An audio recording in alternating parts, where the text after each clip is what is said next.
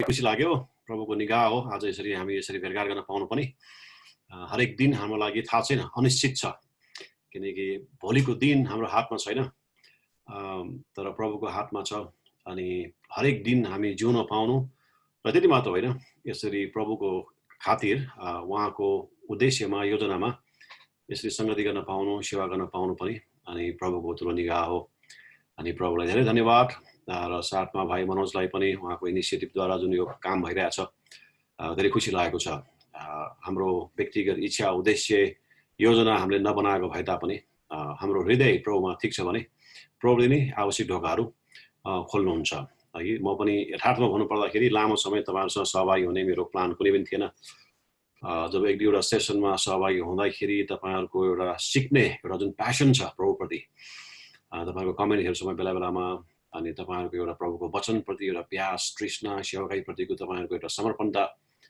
अनि त्यसले चाहिँ इन्स्पायर गर्छ अनि यो हामीले वास्तवमा सिकाउने कुरा भन्दा पनि तपाईँहरूको आफ्नै त्यो प्रकारको एउटा लगनशीलता त्यो प्यासनबाट पनि हामीले धेरै इन्स्पायर गर्छ बुस्ट गर्छ आत्मिक रूपमा र हामी पनि धेरै आशिषित हुन्छौँ अनि तपाईँहरूलाई पनि धेरै धन्यवाद आजको गवाईको लागि मार्था बहिनीलाई धेरै धन्यवाद बहिनीको सेवाकाई अनि तपाईँको श्रीमान जुन प्रकारले अहिले प्रभुमा स्थिर भएर गर्दै हुनुहुन्छ हामी आभारी छौँ अनि तपाईँ जस्तो व्यक्तिहरू अहिले हामीसँग यसरी जोडेर यो सङ्गतिमा सहभागी हुनुभएको छ अनि यो हाम्रो लागि पनि एउटा अभाग्य हो यसरी हामीले सङ्गति गर्ने सेवा गर्ने मौका पाउनु त्यसैले तपाईँहरूको भूमिका पनि महत्त्वपूर्ण छ र विशेष गरिकन प्रार्थनामा हामी पब्लिकमा हामी जे बोल्छौँ प्राइभेटमा हाम्रो लागि त्यत्तिकै प्रार्थनाको खाँचो छ किनकि जुन विषयमा हामी तपाईँहरूसँग कुरा गर्छौँ त्यो विषयमा हाम्रो लागि धेरै चुनौतीहरू आउँछन् त्यसले गर्दाखेरि बाहिर यसरी खडा हुनुको लागि भित्र हाम्रो लागि धेरै प्रेयर वारियर्सहरूको खाँचो छ अनि तपाईँहरू पनि कृपया त्यो प्रार्थनामा सम्झिनु होला अनि धेरै आभारी छौँ धन्यवादी छौँ यहाँहरूसँग यसरी जोड्न पाउँदाखेरि आजको एउटा विषय चाहिँ अलिकति पृथक खालको छ हुन त योभन्दा अगाडि एकजना भाइलाई गीतको लागि मैले भनेको थिएँ तर अकस्मात उहाँको बत्ती गएछ म भन्दा अगाडि तयारी भएर बसिरहनु भएको थिएँ यहाँ भाइ अनि बत्ती गएकोले गर्दाखेरि मलाई फोन गर्नुभयो माफ गर्नु सर भनेर यदि बत्ती आयो र बिचमा भयो भने कुनै समयमा उहाँलाई मौका दिउँला अर्को हप्ता फेरि अर्को एउटा हाम्रै चर्चको वर्सिप टिमलाई मैले भनेको छु ताकि हामीले वचनमा जान अगाडि अलिकति हामीलाई आत्मिक रूपमा स्टिमुलेट होस् भन्ने हिसाबले त्यसैले सम्भवतः त्यो मौका मिल्छ होला प्रभुको अनुग्रह भयो भनेको लागि र भाइ जोडिनु भयो भनेको लागि म उहाँलाई अनुरोध गर्नेछु अनि हामी भजन पनि सुन्नेछौँ आज मेरो श्रीमतीलाई पनि भनेर भनेको थिएँ मैले आज सहभागी हुनु भनेर मलाई जहाँसम्म लाग्छ कतै अल्झियो होला अनि तपाईँहरूलाई परिचय गराउनु पनि मेरो उद्देश्य थियो र साथमा प्रार्थनाको लागि पनि माइती गएको माइतीमै अल्झेर बसेको छ 4 महिना भयो श्रीमतीहरूको लागि त धेरै खुसीको कुरा माइतीमा जान लकडाउन हुनु पाउनु बहाना भयङ्करै पाएको छ आउनै पाएको छैन अब प्लेनै छैन के गर्ने भनेर बस्दा भइहाल्छ तर बाउलाई चाहिँ बाउ पनि हुनुपर्ने आमा पनि हुनुपर्ने बच्चाहरूको लागि भयङ्कर च्यालेन्जिङ हुनु रहेछ र त्यसमाथि प्रभुलाई धन्यवाद मेरो छोराछोरी पनि तपाईँलाई म परिचय गराउने छु प्रभुको अनुग्रहमा उनीहरू बढ्दैछन् छोरा चाहिँ 17 वर्षको भयो छोरी 16 वर्षको अनि तपाईँहरूले उनीहरूको लागि पनि कृपया प्रार्थनामा सम्झनु होला हुन्छ म आजको टपिकमा जानेछु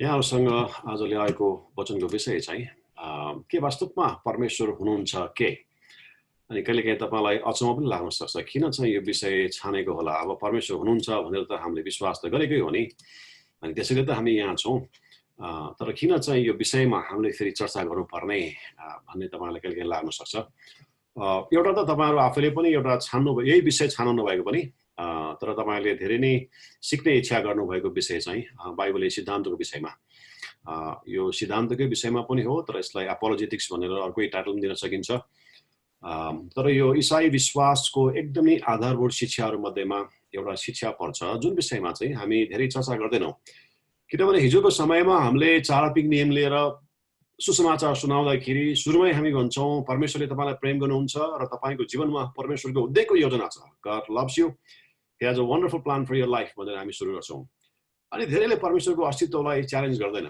विश्वास गर्छ अनि त्यति बेला चाहिँ धेरै प्रभावकारी पनि थियो तर जब समय बित्दै गयो विज्ञान र प्रविधिमा मानिसहरू बढी भरोसा गर्न थालिसकेपछि अनि हाम्रो लागि एउटा चुनौती चाहिँ के बनेको छ एउटा शैक्षिक दृष्टिकोणले मात्र नभएर राजनीतिक दृष्टिकोणले र धार्मिक दृष्टिकोणले पनि आज यस्ता धर्महरू पनि छन् जुन धर्ममा वास्तवमा धर्म त भन्छ त्यहाँ परमेश्वर छैन, ईश्वर बिनाको धर्म पनि छ।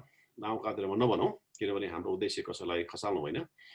अर्को कुरा चाहिँ राजनीतिक रूपमा पनि नेपालकै सन्दर्भमा पनि अहिले 2/3 अहिले सरकार कम्युनिस्टहरूको छ, जसले ईश्वरको परमेश्वरको अस्तित्वमा विश्वास गर्दैन उनीहरूको सिद्धान्त अनुसार। त्यहाँभित्रै पनि धेरै कम्युनिस्टहरू प्रभुमा विश्वास गर्नेहरू पनि हुनुहुन्छन् र प्रभुकै के अरे जनहरूले सिकाउनु भएको स्कुलमा पढेका जनहरू पनि हुनुहुन्छ, सघाएको हुनुहुन्छ। तर अधिकांशजना अब सिद्धान्त अनुसार जाने भनेकोलाई ईश्वरको परमेश्वरको अस्तित्वमा उहाँहरूले विश्वास गर्नुहुन्न।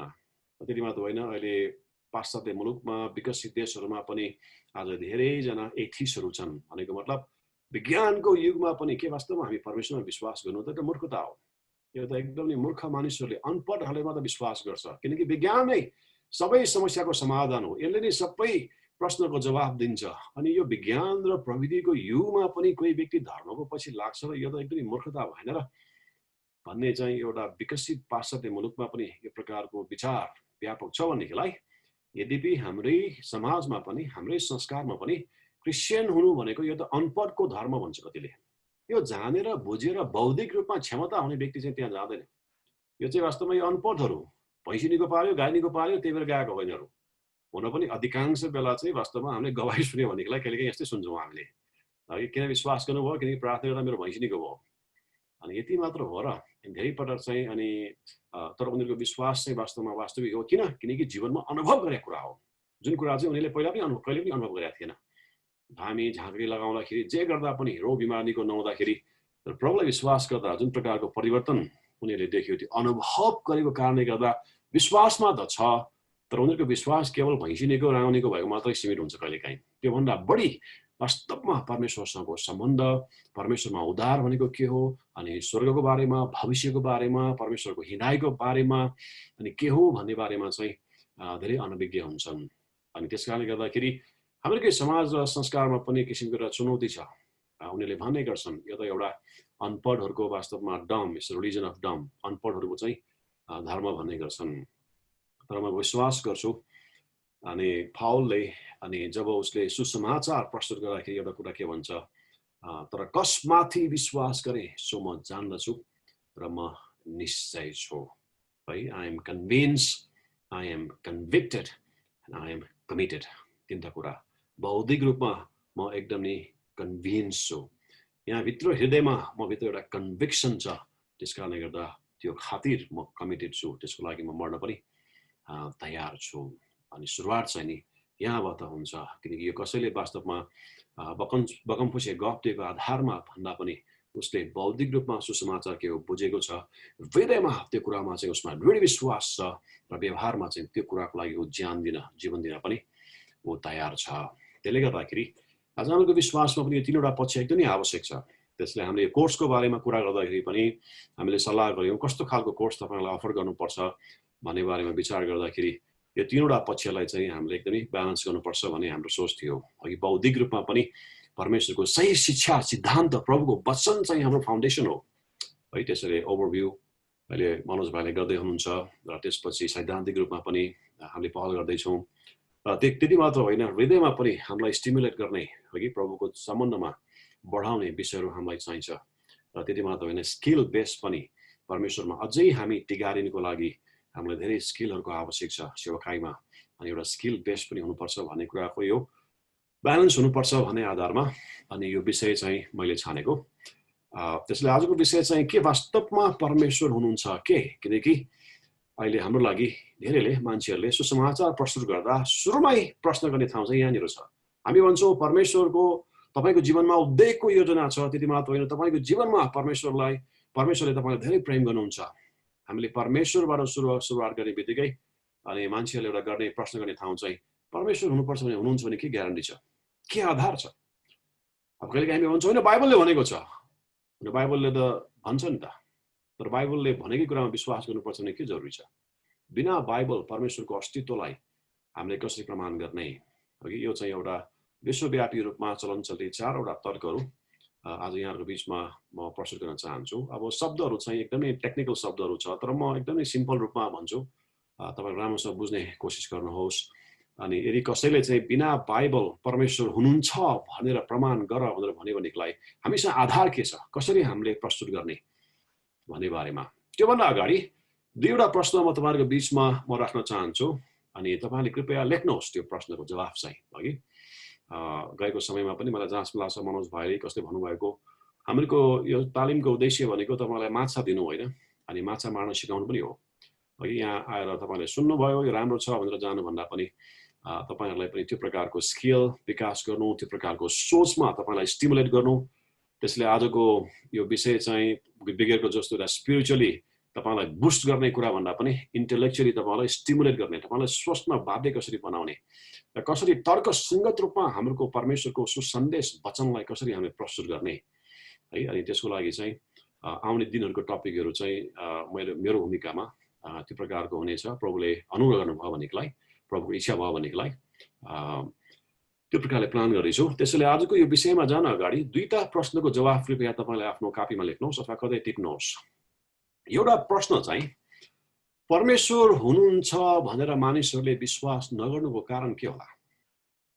के कारणले चाहिँ मानिसहरूले परमेश्वरको अस्तित्वमा विश्वास गर्दैनन्, परमेश्वर हुनुहुन्छ भनेर विश्वास गर्दैनन् तपाईँहरूको विचारमा?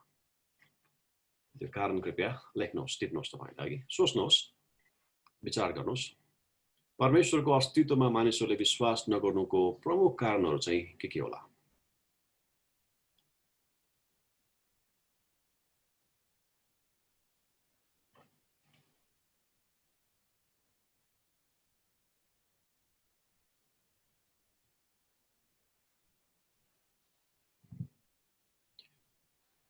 र दोस्रो प्रश्न चाहिँ बिना बाइबल तपाईँले परमेश्वर हुनुहुन्छ भनेर तपाईँले तर्क गर्नुहुन्छ भनेदेखिलाई के को आधारमा तपाईँले तर्क गर्नुहुन्छ? कसरी तपाईँले आफ्नो तर्क प्रस्तुत गर्नुहुन्छ?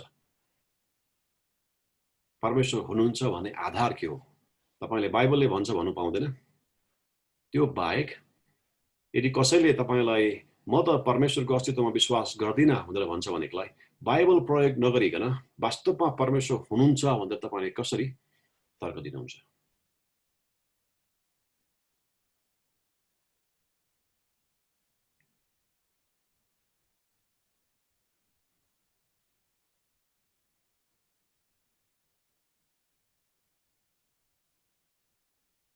पहिलो प्रश्न, परमेश्वरको अस्तित्वमा विश्वास नगर्नुको प्रमुख कारणहरू के होला?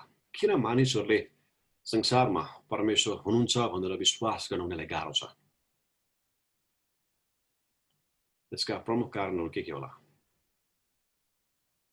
र दोस्रो कारण चाहिँ नि यदि परमेश्वर हुनुहुन्छ भनेर हामीले प्रस्तुत गर्ने हो भनेदेखिलाई बाइबल प्रयोग नगरिकन हामीले कसरी प्रस्तुत गर्न सक्छौँ? कि वास्तवमा परमेश्वर हुनुहुन्छ भनेर कसरी प्रमाण गर्न सक्छौँ? कसरी हामी तर्क प्रयोग गर्छौँ? हो कि तपाईँहरू टिप्नुहोस्।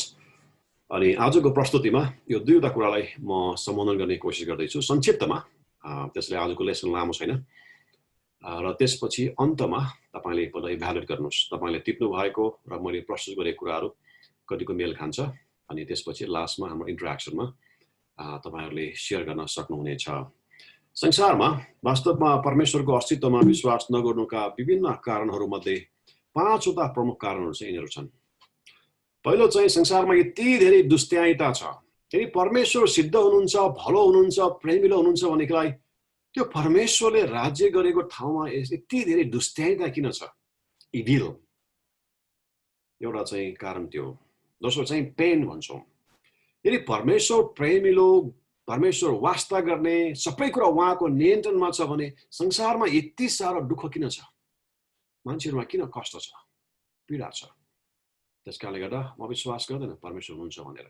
यदि परमेश्वर भए तापनि त्यो वास्तवमा परमेश्वर सबै कुराको नियन्त्रण भएको, हामीलाई वास्ता गर्ने, प्रेम गर्ने परमेश्वर चाहिँ होइन होला भन्ने खालको मानिसहरूले विश्वास गर्छन्। र तेस्रो तर्क चाहिँ इन्जस्टिसको कुराहरू। यहाँ समानता छैन। गरिबहरूको झन् बढ्दै गएको छ, उनीहरूको धन सम्पत्तिहरू झन् के अरे धनीहरूको, तर गरिबहरूको झन् घट्दै गएको छ।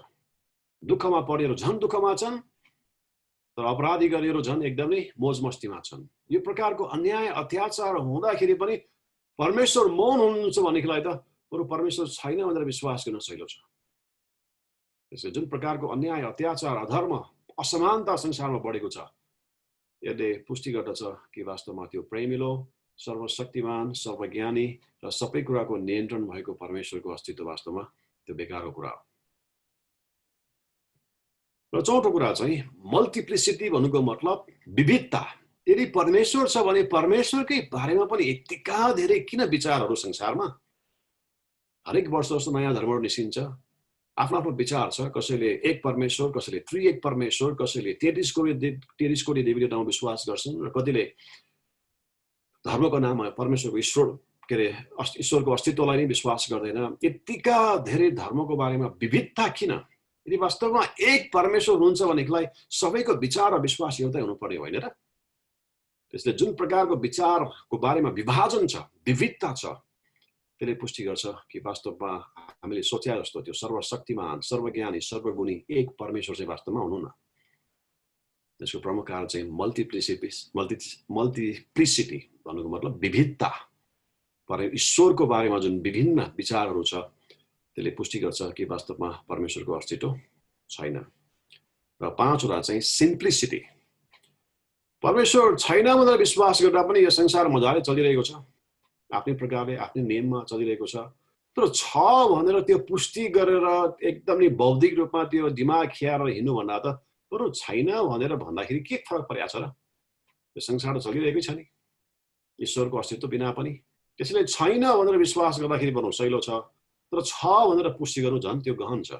त्यस कारणले गर्दा सजिलो त, सरलता त, तर छैन भनेर विश्वास गर्ने सहिलो छ। त्यस कारणले मेरो लागि सिम्पल एज इट इज कि छैन भनेर विश्वास गर्नु मेरो लागि सहज छ भनेर पुष्टि गरेर हिँड्नु, किनकि आँखाले देखेको छैन, हामीले प्रमाणित गर्नको लागि हामीले प्रस्तुत गर्न सक्दैनौँ। अब त्यो गर्न सक्दैनौँ भनेदेखिलाई किन त्यो कुरामा हामीले विश्वास गर्ने भने त्यो 5 प्रकारको चाहिँ नि प्रमुख कारणहरू छन्। अहिलेको यो समयमा पनि मेक अर ब्रेक भन्छ। या त मानिसहरू प्रभुतिर एकदमै फर्केको छ, किनभनेदेखिलाई यो भयावह परिस्थितिमा मानिसहरूले आफ्नो कुनै पनि सिप उपाय नलागेपछि वास्तवमा परमेश्वरमा बाहेक अरू मेरो लागि विकल्प छैन भनेर परमेश्वरतिर फर्केको छ। मलाई अचम्म लाग्यो, हाम्रो मण्डली बन्द भएको छ 3-4 महिना, तर हरेक दिन जस्तो सुसमाचारको मौका पाएको छु। यहाँ आज पनि सोच्दै नसोचेको है, एउटा बिमारी भएको बहिनीले बोलाउनु भयो, त्यहाँ तन्न अन्य जातिहरू कोठाभरि मान्छेहरू बसेर प्रभुको बारेमा त्यहाँ सुसमाचार सुन्दैछ। अनि यो अनिश्चितताको परिस्थितिमा प्रभुको प्रतिज्ञा के हो? धेरै प्रभुले धोका खोल्नु भएको छ। तर फेरि यसले कतिलाई ब्रेक पनि गरेको छ। कतिका मानिसहरू चाहिँ वितृष्णा जागेर बरु म विश्वासै गर्दैन, यदि ईश्वर छ भने किन मेरो जीवनमा यो प्रकारको कष्ट, पीडा, समस्या, सङ्घर्ष, अनिश्चितता? के वास्तवमा परमेश्वरले वास्ता छ? यो वास्ता छ भने किन चाहिँ मेरो जीवनमा यो हालतमा पुग्यौँ म? त्यस कारणले गर्दा म विश्वास गर्दिनँ। आज कतिले चाहिँ वास्तवमा परमेश्वरको अस्तित्वमा शङ्का गरेको छ, विश्वास गुमाएको छ यो परिस्थितिमा पनि है। र हामी एक विश्वासीको नाताले हामीले सुसमाचार प्रस्तुत गर्दाखेरि सधैँभरि बाइबलले यो भन्छ त्यो भन्छ भन्दाखेरि मानिसहरूले एउटा प्रश्न के गर्छ भने बाइबलले भन्छ भनेर विश्वास गर्नुपर्ने किन? हामीको धर्मशास्त्र पनि कोड गर तिमीहरूले, हाम्रो धर्मशास्त्रले के भन्छ त्यो पनि बताऊ। त्यसैले यो पहिलो तर्क चाहिँ बिना बाइबल कसरी हामीले ईश्वरको अस्तित्वमा हामीले प्रस्तुत गर्ने, त्यसको आधार चाहिँ के छ भन्ने बारेमा 4वटा कुराहरू गर्नु अगाडि यो 5वटा चाहिँ तर्कहरू। इभिलको बारेमा, because evil exist God cannot be all powerful, all knowing and loving and good at the same time.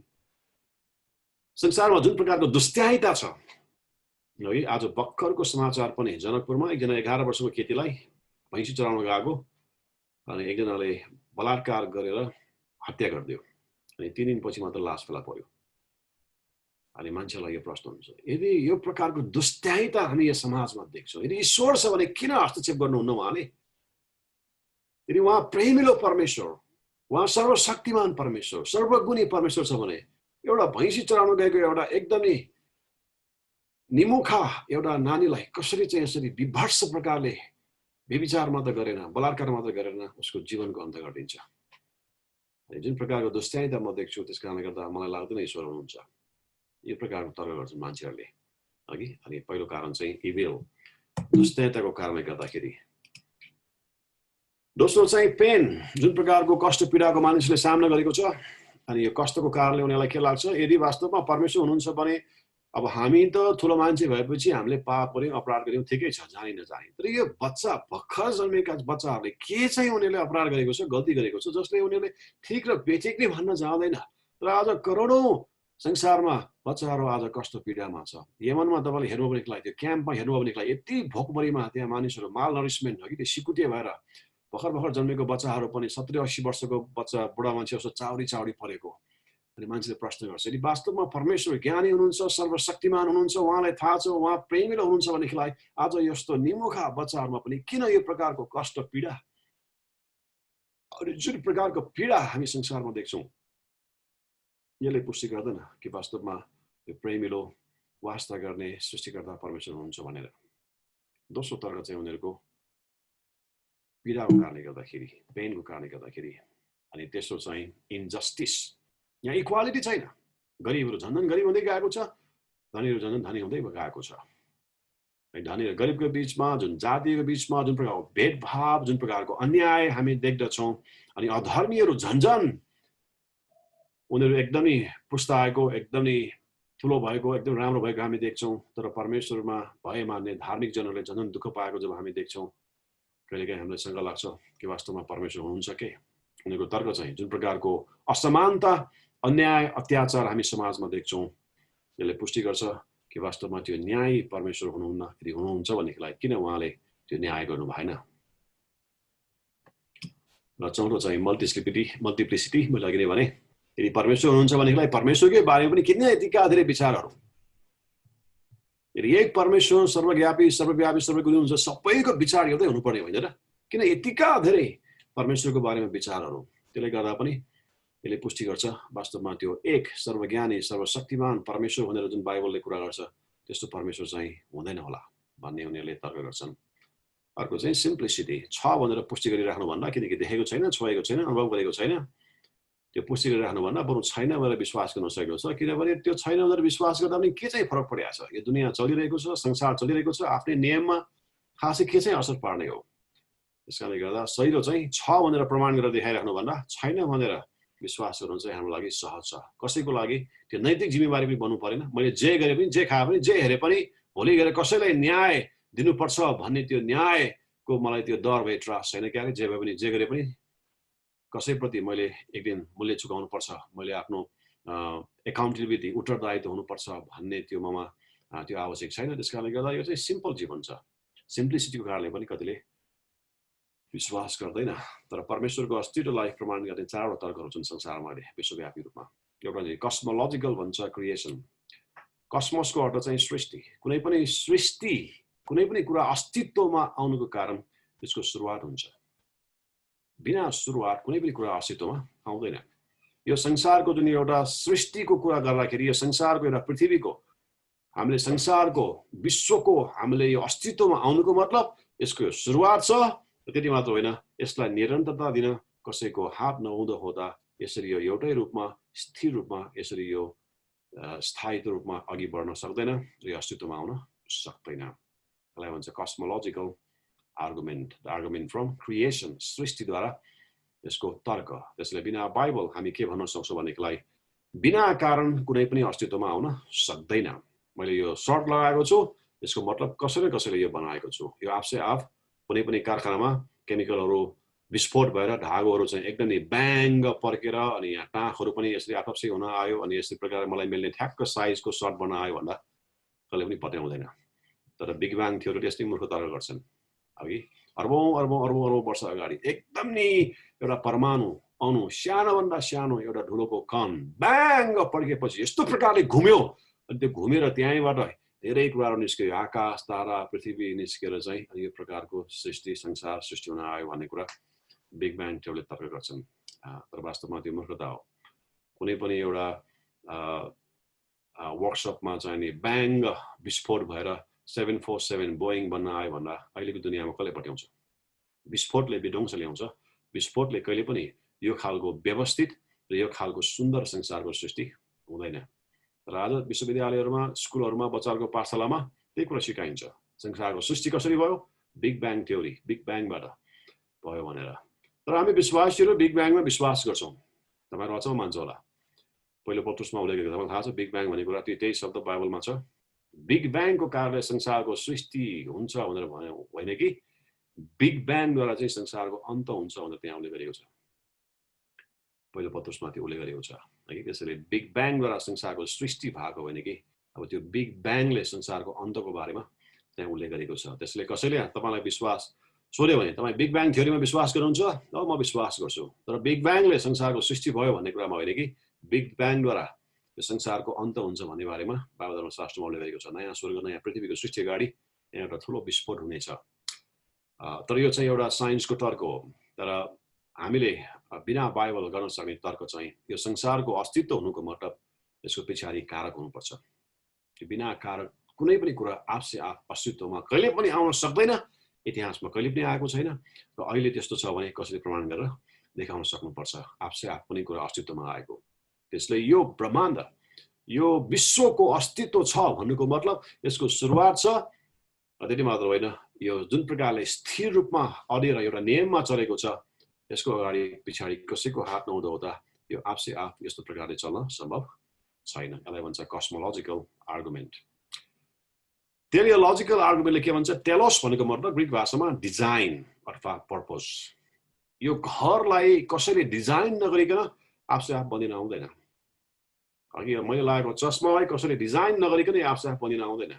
मैले लगाएको यो सर्ट प्यान्टहरू कसैले डिजाइन नगरिकन आफसे आफ बन्न आउँदैन र यो संसारको पनि यो ब्रह्माण्डको विश्वको पनि एउटा यस्तो एउटा डिजाइन छ दिन रात हुने कुराहरू गुरुत्वाकर्षणको कुराहरू चन्द्र र सूर्यको बिचमा पृथ्वीको बिचमा डिस्टेन्सको कुराहरूदेखि लिएर तापक्रमको कुराहरू इकोलोजीको कुराहरूदेखि लिएर यो जरा वेदरलाई कन्ट्रोल गर्ने सिस्टमदेखि लिएर जुन प्रकारको एउटा सिस्टम छ अनि यो डिजाइनको पछाडि चाहिँ डिजाइनर हुनैपर्छ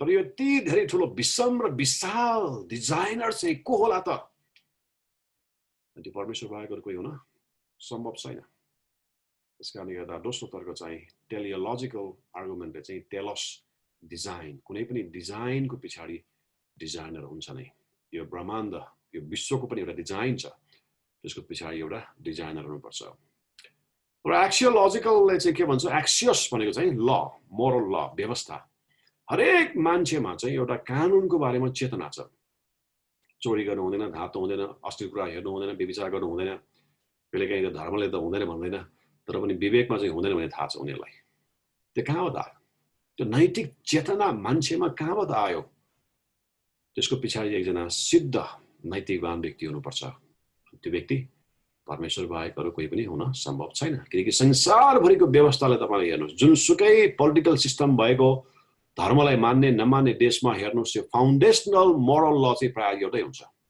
चोरी गर्नु हुँदैन हत्या गर्नु हुँदैन व्यभिचार गर्नु हुँदैन बाह्रमासी खेल्नु हुँदैन अश्लील कुराहरू हेर्नु हुँदैन अधिकांश देशहरूमा फाउन्डेसनल मोरल ल चाहिँ एउटै छ कसरी त्यो सम्भव भयो होला किनकि यसको पछाडि एकजना सिद्ध नैतिकवान व्यक्ति नहुँदो हुँदा यो सम्भव छैन संसारका हरेक मानिसमा नैतिकताको चेतना हुनु चाहिँ सम्भव छैन अर्को कुरा चाहिँ अन्तोलोजिकलको खास अब यसको बारेमा विभिन्न तर्कहरू छन् तर यसको सिम्पल कुरा चाहिँ कुनै पनि व्यक्ति जीवन अस्तित्वमा छ भन्नुको मतलब जीवनको पछाडि जीवनदाता हुनुपर्छ र खासमा अन्तोलोजिकलको आर्गुमेन्टको पछाडि के छ भनेदेखिलाई हरेक मान्छेमा चाहिँ एउटा सिद्धताको चाहिँ एउटा उनीहरूमा विचार छ ऊ आफै पनि सिद्ध बन्न चाहन्छ र कुनै कुनै एउटा पर्फेक्ट कुरा हुनुपर्छ हरेक कुराको पर्फेक्सनको बारेमा उसमा एउटा कल्पना छ अनि यस्तो चाहिँ एउटा पर्फेक्ट बिइङ जसमा कुनै पनि गल्ती छैन त्रुटि छैन कहिले पनि उसले पाप गर्न सक्दैन त्यो व्यक्ति चाहिँ को हुन्छ त्यो परमेश्वर बाहेक अरू हुन सम्भव छैन त्यसले हामीमा पनि भित्री हृदयमा भित्री आत्मामा चाहिँ त्यस्तो खालको व्यक्तिको चाहिँ हामी परिकल्पना गर्छौँ जो व्यक्ति चाहिँ वास्तवमा सबै कुराको नियन्त्रण छ सिद्ध छ कुनै गल्ती पाप अपराध गर्न सक्दैन अनि त्यो प्रकारको चाहिँ एउटा सिद्ध व्यक्तिको हामी भित्र एउटा कन्सियस अवेरनेस छ भनेदेखिलाई त्यो व्यक्ति परमेश्वर बाहेक को हुन सक्छ र अनि त्यो जीवन चाहिँ वास्तवमा त्यो अस्तित्वमा आउने व्यक्ति चाहिँ परमेश्वर नै हुनुपर्छ भन्ने चाहिँ यो चारवटा तर्क चाहिँ हामीले पाउँछौँ है त्यसैले कस्मोलोजिकलको चाहिँ तर्कले चाहिँ के भन्छ the basic idea of this argument is that there's a universe it must have been caused by something beyond itself यो विश्वको अस्तित्व छ भनेको मतलब यसको सुरुवात हुनुपर्छ कुनै पनि कुरा अस्तित्वमा आउनुको मतलब त्यसको सुरुवात छ र सुरुवात मात्र होइन त्यसलाई निरन्तरता दिनको लागि कसै न कसैको हातको आवश्यक छ। उदाहरणको लागि आज म यो घरमा बस्दैछु, यो घर कसैले कसैले बनाएको हुनुपर्छ, आफै आफै घर बनिन आउन सम्भव छैन। र केवल घर बनेको कुरा मात्र होइन, यो घर म यहाँ सर्न अगाडि एकदमै भग्नावशेषको अवस्थामा थियो, जता पनि लिकेजहरू थियो, जहाँ पनि फुटेको वालहरू चुइरहेको। अब यसलाई मेन्टेन गर्नको लागि मैले बेला बेलामा मान्छे बोलाएर मेन्टेन गरेन भनेदेखिलाई यो घर बस्न लागेको हुँदैन। अनि यो संसार पनि यति विषम छ, यति विशाल छ। अनि यो अस्तित्वमा आउनुको मतलब यसको सुरुवात छ, कुनै न कुनै बेला यसको सुरुवात भएको छ। अनन्तकालसम्म यो अस्तित्वमा आउने कुरा संसारमा कुनै पनि छैन। त्यो मात्र होइन कि संसारमा सीमित कुराहरूको जहिले पनि सुरुवात हुन्छ। हरेक यो ब्रह्माण्ड, यो विश्व पनि एउटा सीमित छ, यसको एउटा सीमा छ, त्यो पनि सीमित छ, यसको एउटा शक्ति सीमित छ, यसको परिधि सीमित छ। कुनै पनि सीमित कुराको अस्तित्व छ भन्नुको मतलब त्यसको पछाडि कोही न कोही कारक हुनुपर्छ। तर यति विषम, यति विशाल विश्वको कारक चाहिँ को हुन सक्छ? परमेश्वर बाहेक अरू सम्भव छैन।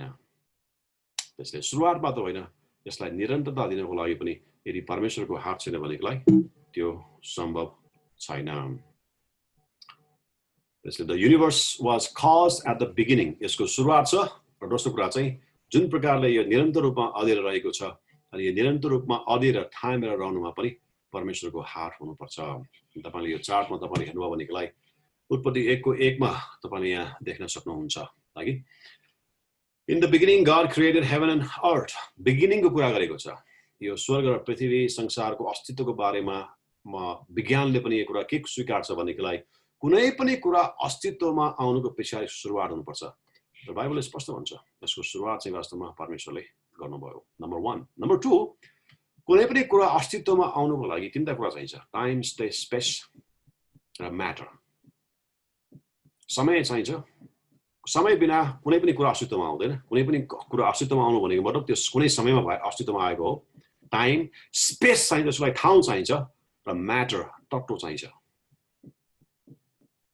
आज विज्ञानले कुनै पनि कुरा अस्तित्वमा आउँदाखेरि भन्ने कुरा यिनीहरू हुन्। तर बाइबलको पहिलो पद जेनेसिस 1:1 ले के भन्छ? In the beginning God created the heavens and the earth. In the beginning there was a time को कुरा गरेको छ। गॉड क्रिएटेड द हेभन्स भन्नाले वास्तवमा त्यो हेभन्स चाहिँ हिब्रू भाषामा हासामाइम हो। हासामाइम, सामाइम भनेको पानी हो, अनि हासामाइम, माइम भनेको पानी, हासामाइम भनेको चाहिँ आकाश हो, खुल्ला ठाउँ हो। त्यही भएर उल्टा गराइमा त्यहाँ समस्या छ। नेपाली बाइबलले चाहिँ आकाश र पृथ्वी सृष्टि गर्नुभयो भनेको छ, अनि वास्तवमा चाहिँ इङ्ग्लिस बाइबलले हेभन्स, गॉड क्रिएटेड हेभन्स एन्ड अर्थ भनेको छ, स्वर्गहरू भनेको छ। किनकि त्यो माइम हिब्रू भाषामा त्यो लास्टमा इम थप्यो भनेदेखिलाई त्यो प्लुरल हुन्छ है। त्यसकारण गर्दा एलोहिम पनि इम लास्टमा भएकोलाई त्यो प्लुरल हो त्यो, अनि त्यो प्लुरल भएकोले स्वर्गहरू भने त्यहाँ शब्द प्रयोग गरेको। तर वास्तवमा त्यो हिब्रू कन्सेप्टलाई विचार गऱ्यो भने त्यो खुला ठाउँ हो। इन द बिगिनिङ टाइमको कुरा गरेको छ। हेभन्स, हासामाइम, त्यो स्पेसमा, त्यो खुला ठाउँमा परमेश्वरले के गर्नुभयो? पृथ्वी सृष्टि गर्नुभयो, पृथ्वी र ब्रह्माण्ड सृष्टि गर्नुभयो। एरेक्स भनेर भन्नुको मतलब चाहिँ पृथ्वी सृष्टि गर्नुभयो। त्यस कारणले गर्दा साइन्सले जुन तर्क गर्छ कुनै पनि कुरा अस्तित्वमा आउनुलाई तीनटा कुरा चाहिन्छ, टाइम, स्पेस र म्याटर। जेनेसिस 1:1 ले त्यसको जवाफ दिन्छ। तर यो बिगिनिङ चाहिँ कसले गर्नुभयो? यसको सुरुवात परमेश्वरले गर्नुभयो। God did that, Elohim। र त्यति मात्र होइन, कलसी 1:16 सतमा के भनेको छ? उहाँले नै सबै कुरालाई थामेर राख्नु भएको छ। येशू ख्रीष्टले, he is a sustainer। अनि हिब्रूको 1:1 देखि 4 हेर्नु भनेदेखिलाई उहाँको शक्तिको वचनले थामेर राख्नु भएको छ यस संसारलाई। तपाईलाई थाहा छ यो पृथ्वी र सूर्यको डिस्टेन्समा 1 किलोमिटरको घरबाट भयो भनेदेखिलाई कुनै पनि प्राणी यहाँ बाँच्न सक्दैन। सूर्य 1 किलोमिटर अघि आयो भनेदेखिलाई यहाँ मान्छेको त्यो तापक्रमको कारणले गर्दा धेरै मान्छेहरू मर्छ, यहाँ कोही पनि प्राणीहरू चाहिँ बाँच्न सक्दैन। र 1 किलोमिटर सूर्य पृथ्वीबाट टाढा गयो भनेदेखिलाई यहाँ कुनै पनि प्राणी अस्तित्वमा आउन सक्दैन। कसरी भयो होला? एउटै डिस्टेन्समा, शताब्दीौंदेखि एउटै दूरीमा त्यो टेम्परेचर, त्यो तापक्रम मेन्टेन भएर जुन प्रकारले यो संसारको एउटा मान्छेहरूलाई चाहिने, प्राणीको लागि चाहिने जुन प्रकारको एउटा इन्भाइरोमेन्ट प्रभुले त्यो मेन्टेन गर्नु भएको छ, यसमा कसैको हात नहुँदा हुँदा यो सम्भव छैन। है, त्यसैले यो सृष्टि अस्तित्वमा छ भन्नुको मतलब यसको सुरुवात छ, त्यसको निरन्तरता छ तर त्यसको पछाडि चाहिँ यस्तो विशाल सृष्टिको निरन्तरताको लागि सुरुवातको लागि परमेश्वर बाहेक अरू कोही हुन सम्भव छैन त्यसले पहिलो तर्क चाहिँ त्यो हो अब इतिहासमा चाहिँ जसको बारेमा रोमी 1:19 देखि 20 मा पनि उल्लेख गरेको छ बाइबलमा तपाईले हेर्नुभयो भनेदेखिलाई अनि वास्तवमा सृष्टिले मात्र उद्धार पाउँछ कि पाउँदैन यसको बारेमा डिटेलमा म पछि तपाईलाई म बताउने छु सृष्टिमा त पर्याप्त छ कि छैन जनरल रेभलेसन साल्भेसनको लागि सफिसिएन्ट छ कि छैन तर रोमी 1:19 र 20 ले के भन्छ यहाँ हेर्नुस् राम्रोसँग सुन्नुस् किनभने परमेश्वरको विषयमा जान्नुपर्ने कुरा तिमीहरुमा प्रकट भएको छ त्यसैले रेभलेसनलाई वास्तवमा प्रकाश भन्छ तर सही शब्द चाहिँ प्रकटीकरण हो रिभिल भनेको चाहिँ है रेभेलार भन्छ ल्याटिनमा त्यसको बारेमा नेक्स्ट टपिकमा म एड्रेस गर्नेछु यदि परमेश्वर हुनुहुन्छ भनेदेखिलाई परमेश्वरलाई चिन्ने आधार के छ के वास्तवमा हामीले परमेश्वरलाई चिन्न सक्छौं जान्न सक्छौं है त्यो रेभलेसनको बारेमा अनि बाइबलमा चाहिँ वास्तवमा प्रयोग गरेको शब्द पनि त्यही हो किनभने परमेश्वरको विषयमा जान्नुपर्ने कुरा तिनीहरुमा प्रकट भएको छ किनकि परमेश्वरले तिनीहरुलाई प्रकट गरिदिनु भएको छ किनकि उहाँको अदृश्य गुण उहाँको अनन्त शक्ति र ईश्वरीय स्वभाव संसारको सृष्टिदेखि नै बनेका कुराहरुबाट थाहा पाएर उहाँको कामद्वारा बुझ्न सकिने र छर्लङ्गै देखिने भएको छ यिनीहरुलाई कुनै किसिमको बहाना छैन त्यसले सृष्टिद्वारा पनि परमेश्वरको अस्तित्व छ भनेको एकदमै छर्लङ्गै छ स्पष्टै छ किनकि यत्रो सृष्टि अस्तित्वमा आउनुको अगाडि पछाडि यसको सुरुवात छ त्यो सुरुवात गर्ने व्यक्ति परमेश्वर बाहेक को हुन सक्छ र त्यो मात्र होइन जुन प्रकारले सृष्टिको निरन्तरता छ यसलाई थामेर राख्ने परमेश्वर बाहेक को हुन सक्छ यो परमेश्वरले प्रकट गर्दा गर्दै पनि अनि परमेश्वरको अस्तित्वलाई विश्वास गर्दैन भनेदेखिलाई यहाँ स्पष्ट के छ उनीहरुलाई कुनै बहाना चल्दैन उनीहरुको लागि उद्धार सम्भव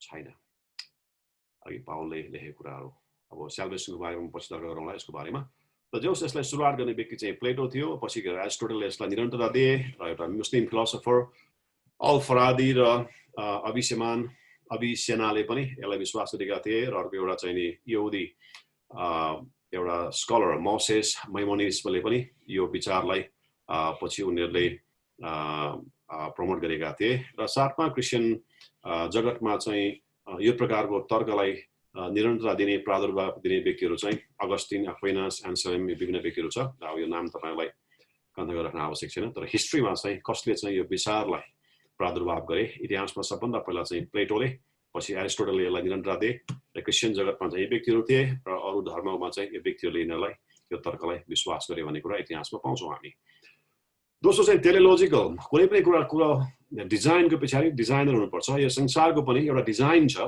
दिनरात हुने कुराहरु तापक्रमको कुराहरुदेखि लिएर इकोलोजिकल कुराहरुदेखि लिएर हाइड्रोलोजिकल कुराहरु जुन पानीको कुरा छ पानी माथि जाने बाफ भएर फेरि माथि गएर तल फेरि पानीको रूपमा तल आउने फेरि आइस भएर जन्मे जुन प्रकारको एउटा साइन्टिफिक एउटा हाइड्रोलोजिकल एउटा सिस्टम छ यो संसारको यो डिजाइनको पछाडि डिजाइनर हुनै पर्छ अनि यत्रो विश्वको ब्रह्माण्डको डिजाइनर परमेश्वर बाहेक अरु हुन सम्भव छैन तपाईले कतै यात्रा गर्दाखेरि घरि तपाईले फेला पार्नुभयो भनेदेखिलाई पछाडि तपाईले मेड इन जापान लेख्या होला अथवा कहीँ लेख्या होला स्विजरल्यान्ड लेख्या होला तर त्यो घडी आफसे आफ अस्तित्वमा आएर 60 सेकेन्डमा 1 मिनेट 60 मिनेटमा 1 घण्टा 24 घण्टामा 1 दिन त्यो नियमित रूपमा त्यो चलिराख्छ भन्ने कुरा संसारमा कोही व्यक्तिले पनि विश्वास गर्दैन किनकि त्यो घडीको डिजाइन पछाडि एउटा डिजाइनर हुनुपर्छ अनि यो संसारको पनि एउटा यस्तो डिजाइन छ यो डिजाइनमा चलिरहेको छ रचना छ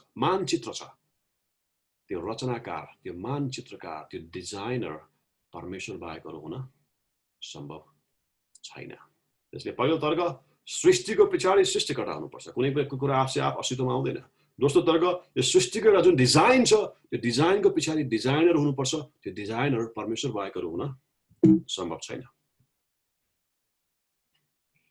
र जुन कुरा चाहिँ नि भजन 139 को 13 र 14 मा चाहिँ प्रभुले किन त्यहाँनिर बाइबल धर्मशास्त्रमा उल्लेख गरेको हामी यहाँ पाउँदछौँ किनकि तपाईले नै मेरो अन्तस्करण बनाउनु भयो तपाईले मलाई मेरो आमाको गर्भमै रच्नु भयो म तपाईलाई धन्यवाद दिनेछु किनकि म भयानक र आश्चर्य रीतिले बनिएको छु अब यसको बारेमा जति व्याख्या गरे पनि हामीले सक्दैनौं किनकि हाम्रो श्रीमतीको सम्बन्धबाट बीज हुन्छ त्यहाँनिर अनि त्यो बीज भित्र एउटा डीएनए मोलिक्युल भन्छ त्यो डीएनए मोलिक्युल भनेको चाहिँ नि एउटा सूचना त्यसभित्र हुन्छ अनि 1 चम्चा त्यो DNA मोलिकुललाई त्यहाँभित्र भएको सूचनालाई तपाईले किताबमा उतारेर चाङ लगाउनु भयो भनेदेखिलाई यहाँबाट चन्द्रमाभन्दा टाढा त्यस किताबहरू जान्छ। किन त्यो सूचना आवश्यक छ? किनकि त्यहाँ भएको सूचनाको आधारमा तपाईको हाइट कत्रो बन्ने, तपाईको आँखाको कलर कस्तो बन्ने, केसको कलर कत्रो बन्ने, तपाईको नाकको कहाँनिर बन्ने भन्ने कुरा त्यहाँ भएको सूचनाको आधारमा त्यो आफै मल्टिप्लाई भएर मिलेर तपाईको शरीरको आकार बन्न आउँछ। कुनै पनि इन्टेलेक्ट बिइङ बिना इन्फर्मेसन आफैले पनि आउँदैन। प्रिन्टिङ प्रेसमा ठुलो विस्फोट भयो अनि त्यसपछि लाएर यो बाइबल बन्न आयो, केमिकलहरू मिश्रण भएर कापी यहाँ हुन आयो अनि यहाँ सबै अक्षरहरू ठिक ठाउँमा बन्न आयो भनेर तपाई पत्याउनुहुन्छ। किनकि बाइबलभित्र इन्फर्मेसन छ, इन्फर्मेसनको पछाडि इन्टेलेक्ट हुनुपर्छ, त्यो माइन्ड हुनुपर्छ। अनि आज केवल मान्छेको सृष्टिमा मात्र होइन, यो संसारको एउटा बनावटमा पनि एउटा यति धेरै विषम छ अनि यसको डिजाइनर परमेश्वर बाहेक हुन सम्भव छैन। त्यही भएर भजन लेखेको आफूले पनि छक्क पर्छ अनि उसले यो उद्गार उसले प्रस्तुत गर्छ, मेरो अन्तस्करण तपाईले एकदमै होशियारीपूर्वक बनाउनु भयो, किनकि तपाईले मेरो अन्तस्करण बनाउनु भयो, तपाईले मलाई मेरी आमाको गर्भमै रच्नु भयो। म तपाईलाई धन्यवाद दिनेछु किनकि म भयानक र आश्चर्य रीतिले म बनेको छु। तपाई र म चाहिँ एक्सिडेन्ट होइन, जुन बनाउँछ तपाई र म त्यो चाहिँ परमेश्वरले एकदमै होशियारीपूर्वक आश्चर्य रीतिले उहाँले बनाउनु भएको। त्यसैले कुनै पनि डिजाइनको पछाडि डिजाइनर हुनुपर्छ, जुन कुरा चाहिँ बाइबलले पनि पुष्टि गर्छ। अनि यसलाई चाहिँ विलियम प्याले भन्ने व्यक्तिले प्रादुर्भाव गरेका थिए विचारलाई। एक्सियोलोजिकल आर्गुमेन्टले के भन्छ भनेदेखिलाई हरेक मानिसमा एउटा नैतिकताको चेतना छ, ठिक र बेठिकको एउटा चेतना छ। जस्तो उदाहरणको लागि तपाईले कुनै एउटा छिमेकीको त्यो बच्चा किडन्याप गरिरहेको छ, तपाईले देख्नुभयो भनेदेखिलाई तपाईँ भित्र एक किसिमको क्रोध आउँछ, आक्रोश आउँछ र एउटा न्यायको भावना हुन्छ। त्यो मान्छेले न्याय गर्नै पर्छ, त्यो दण्ड दिनै पर्छ। र तपाईँ आफैले पनि कुनै काम बिराएको छ भने कहिलेकाहीँ तपाईँ रातो दिन लाग्दैन। तपाईँ पसलमा जाँदाखेरि ग्रोसरीमा तपाईले केही सपिङ मलमा केही सपलिफ्ट गरेर ल्याउनुहोस्, चोरेर ल्याउनुहोस्, रात दिन लाग्दैन। किन? तपाईको विवेक सधाइरहेको हुन्छ। त्यो विवेक चाहिँ कहाँबाट आयो? त्यो नैतिक चेतना कहाँबाट आयो? त्यो नैतिक चेतनाको पछाडि सिद्ध नैतिकवान हुनुपर्छ। त्यो नैतिकवान, सिद्ध नैतिकवान परमेश्वर बाहेक हुन सम्भव छैन। सृष्टिको अस्तित्वको पछाडि सृष्टिकर्ता हुनुपर्छ।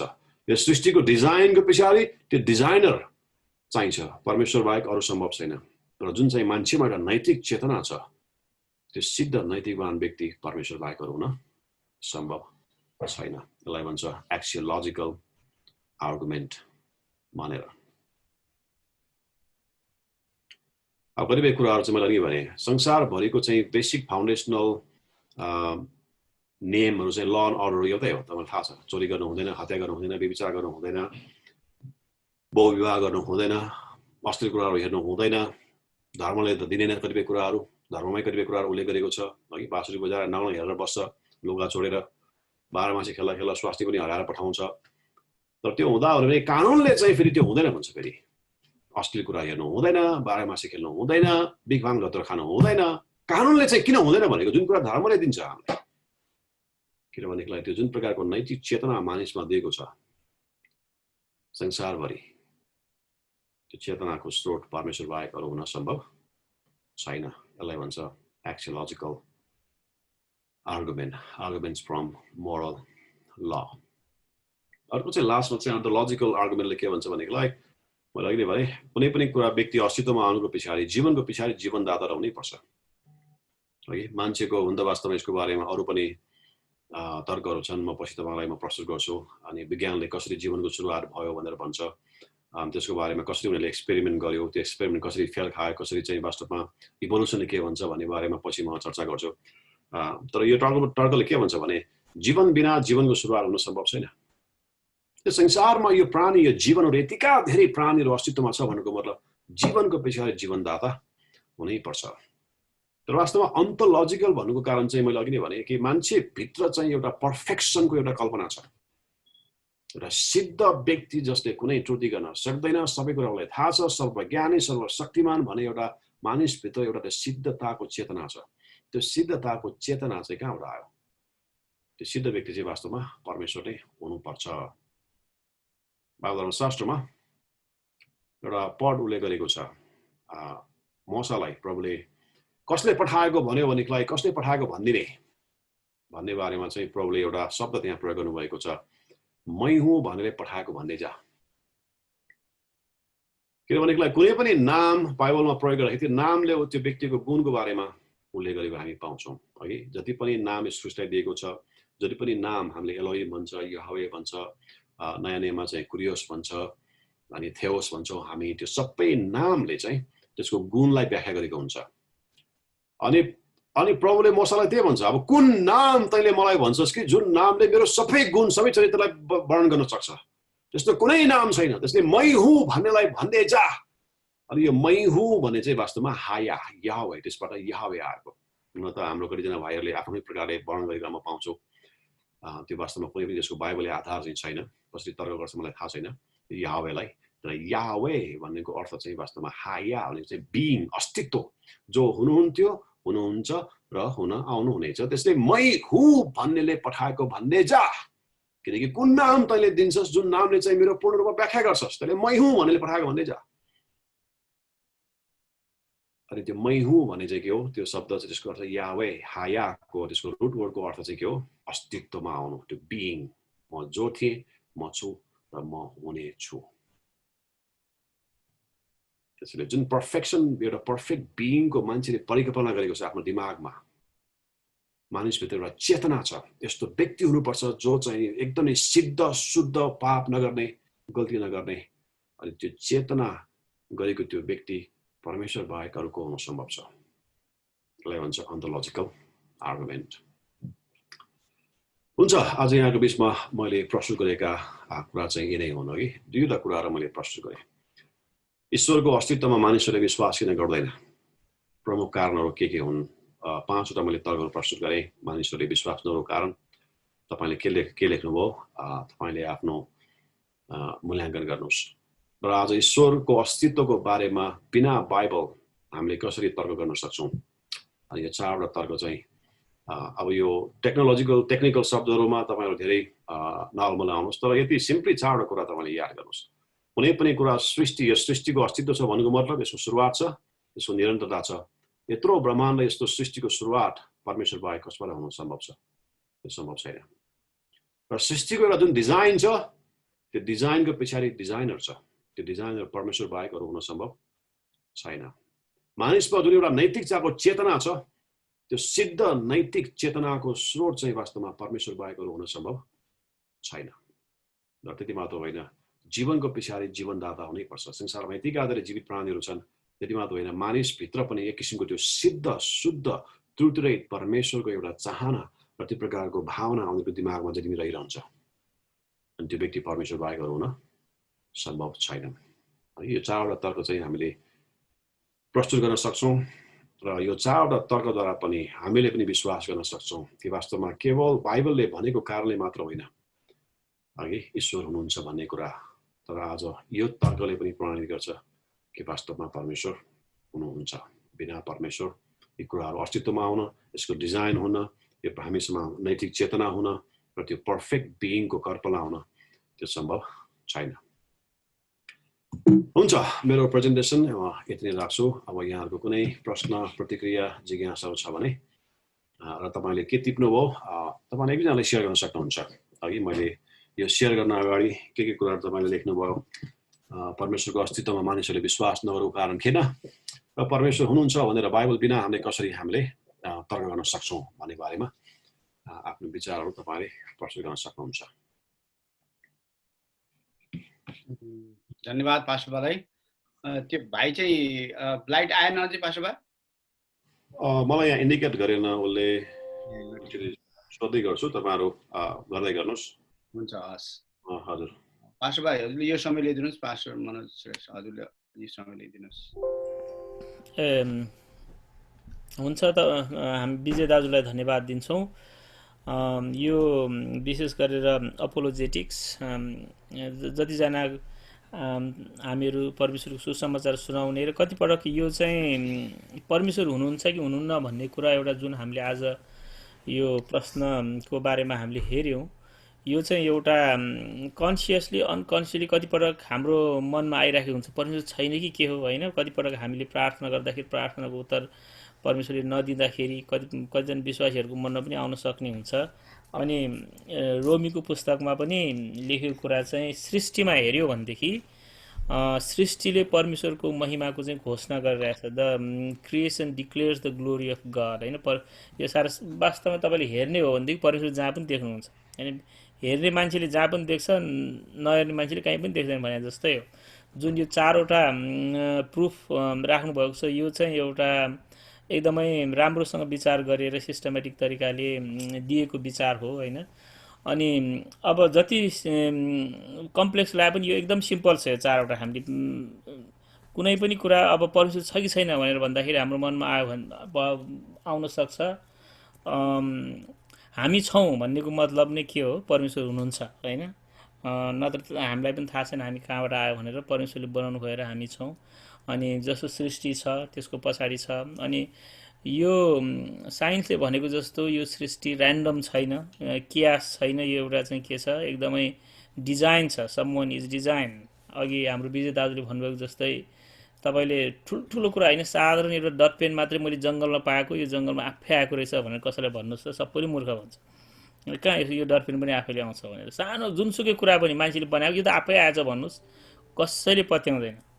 तर जति पनि यो सारा संसारको सृष्टि छ, मान्छेहरू छ होइन, मान्छेभित्रको अहिले जुन कम्प्लिकेसन छ त्यसलाई चाहिँ विज्ञानले यो संसारको आफूलाई सबभन्दा बुद्धिमान भन्नेहरूले, साइन्स भन्नेहरूले उनीहरूले के भन्छ, it came by an accident, सबैजना संयोग भन्छ। जसले गर्दाखेरि त्यो मलाई पर्सनली के लाग्छ भनेदेखि उत्तर नभएपछि परमेश्वर छ भन्नुभन्दा बरु मूर्ख हुनु नै ठिक छ।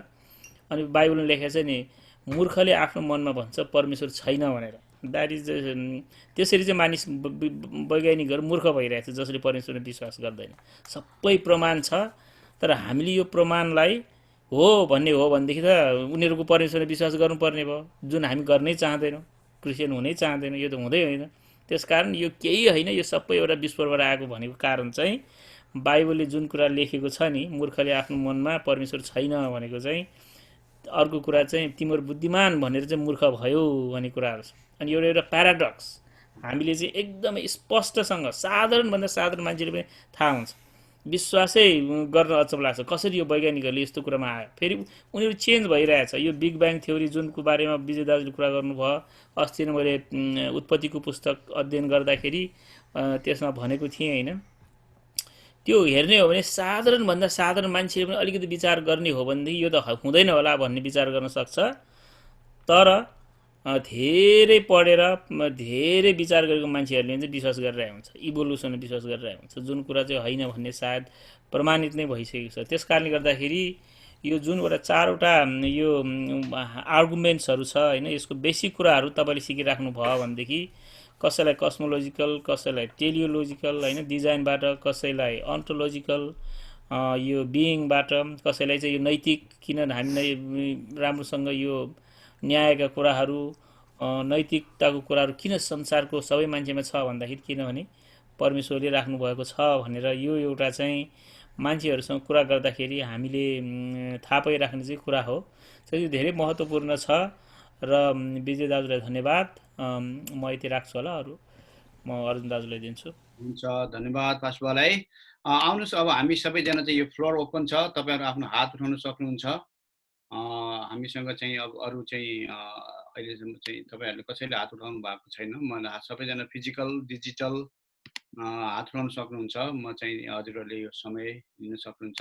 पास्टर बाहरू, गुरुआमाहरू, गुरुबाहरू जो पनि हुनुहुन्छ यो ट्रेनिङमा, सबै आदरणीय दाजुभाइ दिदीबहिनीहरू सबैजनाले चाहिँ हात उठाएर आफ्नो विचार राख्न सक्नुहुन्छ। अघि पास्टर नोर्बुले कि एक दुई विचार राख्नुहुन्छ कि? उहाँले चाहिँ आज नराख्ने भन्नुभएको छ पास्टर। ए हस्, नत्र म दिइहाल्थेँ नि। बिदा माग्नु भएको छ उहाँले आज। ए ल ठिक छ। पास्टर सुरेन्द्र राईले हार्नु भएको छ। हस्, हजुर समय लिइदिनुहोस् पास्टर सुरेन्द्र।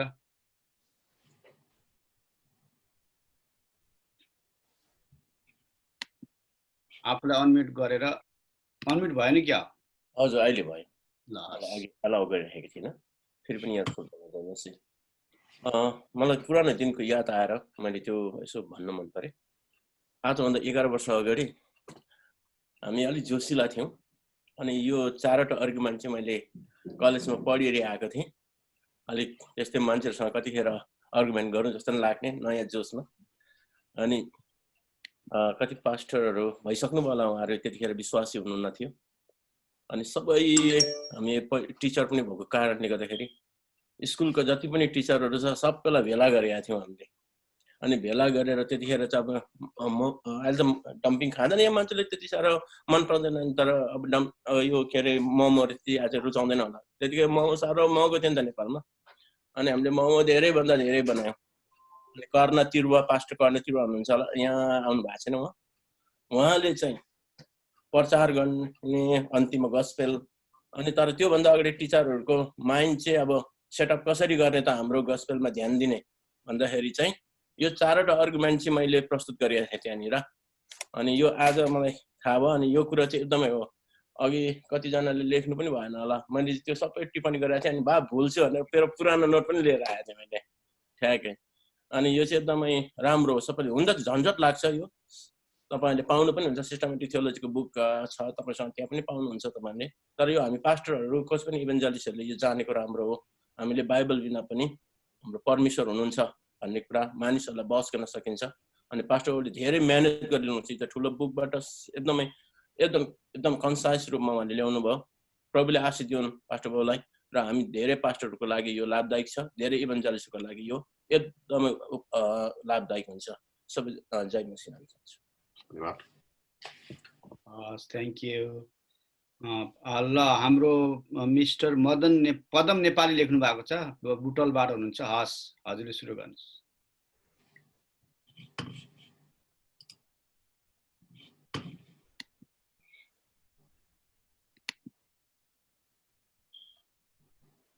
हजुरले आफूलाई अनम्युट गर्नुपर्छ। ल अब ठिक छ। अब जय मसीह सबैजनालाई।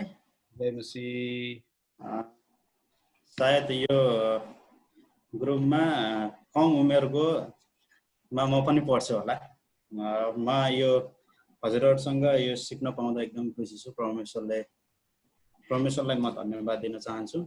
यो धेरै पटक आउने एउटा प्रश्न हो। हामी जब म पनि कलेजमा पढ्दाखेरि, म एज अ सिभिल इन्जिनियरिङको स्टुडेन्ट हो, र मैले पढ्दाखेरि साथीहरू बिचमा धेरैचोटि प्रश्न आउने चाहिँ यो, तिम्रो परमेश्वरको अस्तित्व चाहिँ के छ भनेर प्रश्न आउँदा कति समयमा मैले उनीहरूलाई जवाब दिन चाहिँ सक्थेन। अनि मलाई चाहिँ आज एकदम खुसी लाग्यो यो सुन्दाखेरि। अनि मलाई याद आयो मेरो प्रजा ज्ञानको कमीले नष्ट भएको छ भन्ने बाइबलको पद। वास्तवमा हामी मानिसहरूसँग बोल्दा पनि, मानिसहरूलाई परमेश्वरको बारेमा भन्दा पनि ज्ञान हुन चाहिँ एकदमै आवश्यक छ जस्तो लाग्छ। कति समय हामी अरूलाई चाहिँ भन्छौँ, अघि पास्टर सुरेन्द्र बुवाले भने जस्तै, हामी अलिकति जान्दाखेरि, मलाई पनि त्यस्तो हुन्छ कहिलेकाहीँ, अलिकति जान्ने बित्तिकै अरूलाई सुनाइहालौँ जस्तो लाग्थ्यो पहिले।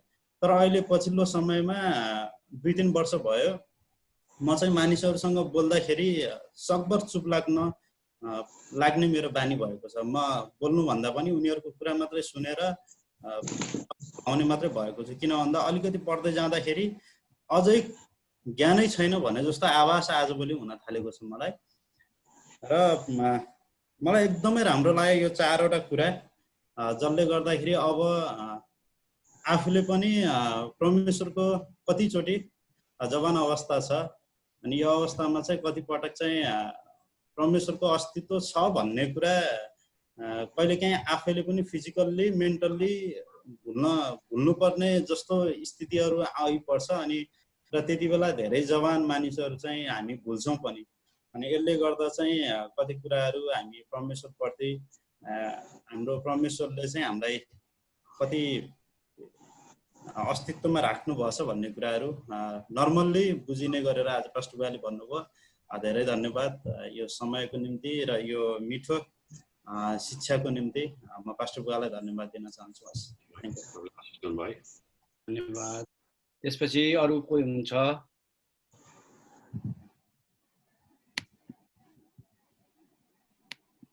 पास्टर पुष्प हेर्नुहोस् है, तपाईँ चाहिँ एकदम आँखा तेज भएको मान्छे हुनुहुन्छ। मनोहर हुनुहुन्छ है? ल पास्टर मनोहर बा हजुरले सुरु गर्नुहोस्। हजुरले आफूलाई भने हस् सुरु भयो ल। यहाँहरूलाई फेरि जय मसी। जय मसीह। म बौद्धल आउनुभन्दा अगाडि प्रभुलाई मैले चिन्नुभन्दा अगाडि म एकदम सक्रिय कम्युनिस्ट थिएँ। अनि मान्छेहरूले मलाई परमेश्वर छैन भन्ने कुरा कम्युनिस्ट साथीहरूले बताउँथे। कम्युनिस्ट भए तापनि परमेश्वर छ, यो चिज कसैले नबनाइकन कसरी बन्यो, त्यत्रो चिज कसैले नबनाइकन कसरी बन्यो, यो तपाईँहरू किन पत्याउनुहुन्न भनेर मलाई डिस्कस गर्थेँ मैले। र त्यो डिस्कस गर्दा मलाई आनन्द आउँथ्यो।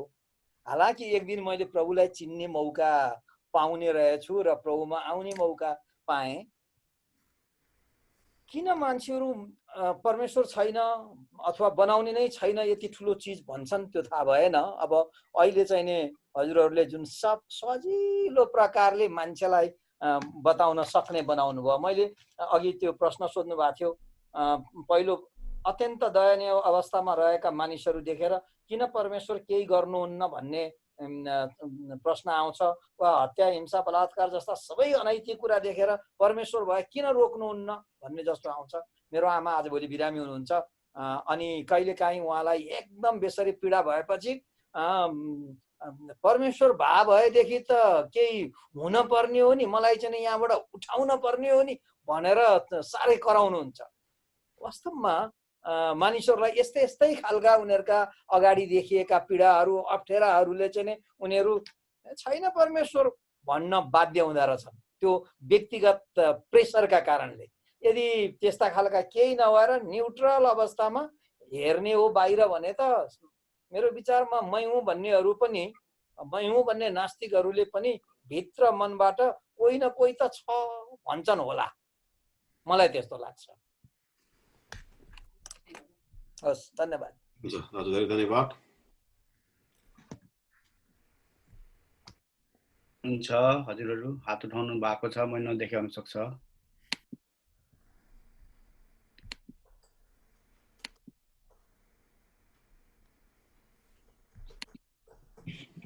ल हाम्रो दुर्गा जङ कुँवर ब्रदर, हजुर अनम्युट गर्नुहोस् पहिला।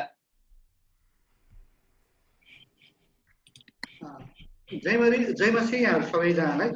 अनि आज म विशेष गरी पास्टर विजयलाई म धन्यवाद दिन चाहन्छु। अनि आजको सब्जेक्ट चाहिँ एकदमै धेरै सबैजना यो नेपालको हाम्रो अनि वर्ल्डभरिको लिडर्सहरूले चाहिँ यो कुराहरू जान्नै पर्ने कुरा रहेको छ। किनभने मैले धेरैचोटि पाएको छु मान्छेहरूसँग यो एक्जिस्टेन्स अफ गडको बारेमा आर्गुमेन्ट हुँदाखेरि चाहिँ उहाँहरूले चाहिँ लिडर्सहरूले चाहिँ धेरै लिडर्सहरूले चाहिँ यो फ्याक्टमा चाहिँ होइन कि, तर एक्जाम्पलमा चाहिँ धेरै एक्जाम्पल दिएको पाएको छु।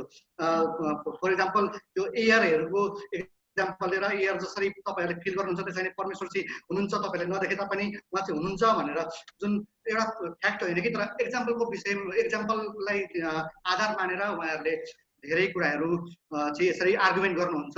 र यस्तो आर्गुमेन्टहरूले चाहिँ यो विदाउट फ्याक्टको आर्गुमेन्टहरूले चाहिँ लास्टमा एन्डिङ भनेको चाहिँ बढी नै विवाद हुने गरेको मैले पाएको छु। उहाँहरूले चाहिँ मानिसहरूलाई, जसले सुन्ने मानिसहरूलाई चाहिँ कन्भिन्स गर्न सक्नुहुन्न। अनि उल्टै के हुन्छ भने उहाँ मानिसहरूले चाहिँ विभिन्न साइन्टिफिक फ्याक्टहरूको बारेमा लिएर आर्गुमेन्ट गर्दाखेरि चाहिँ हो कि भन्ने हुन सकेको मैले धेरैचोटि पाएको छु। त्यही भएर यो आजको यो चारा फ्याक्टहरू चाहिँ एकदमै हामीले बुझ्नुपर्ने छ। हुन्छ, यहाँलाई म धेरै धेरै धन्यवाद दिन चाहन्छु। हुन्छ, जयमसी। धन्यवाद। त्यसपछि पास्टर राजन विश्वा, हजुरले चाहिँ समय लिइदिनु होला। पास्टर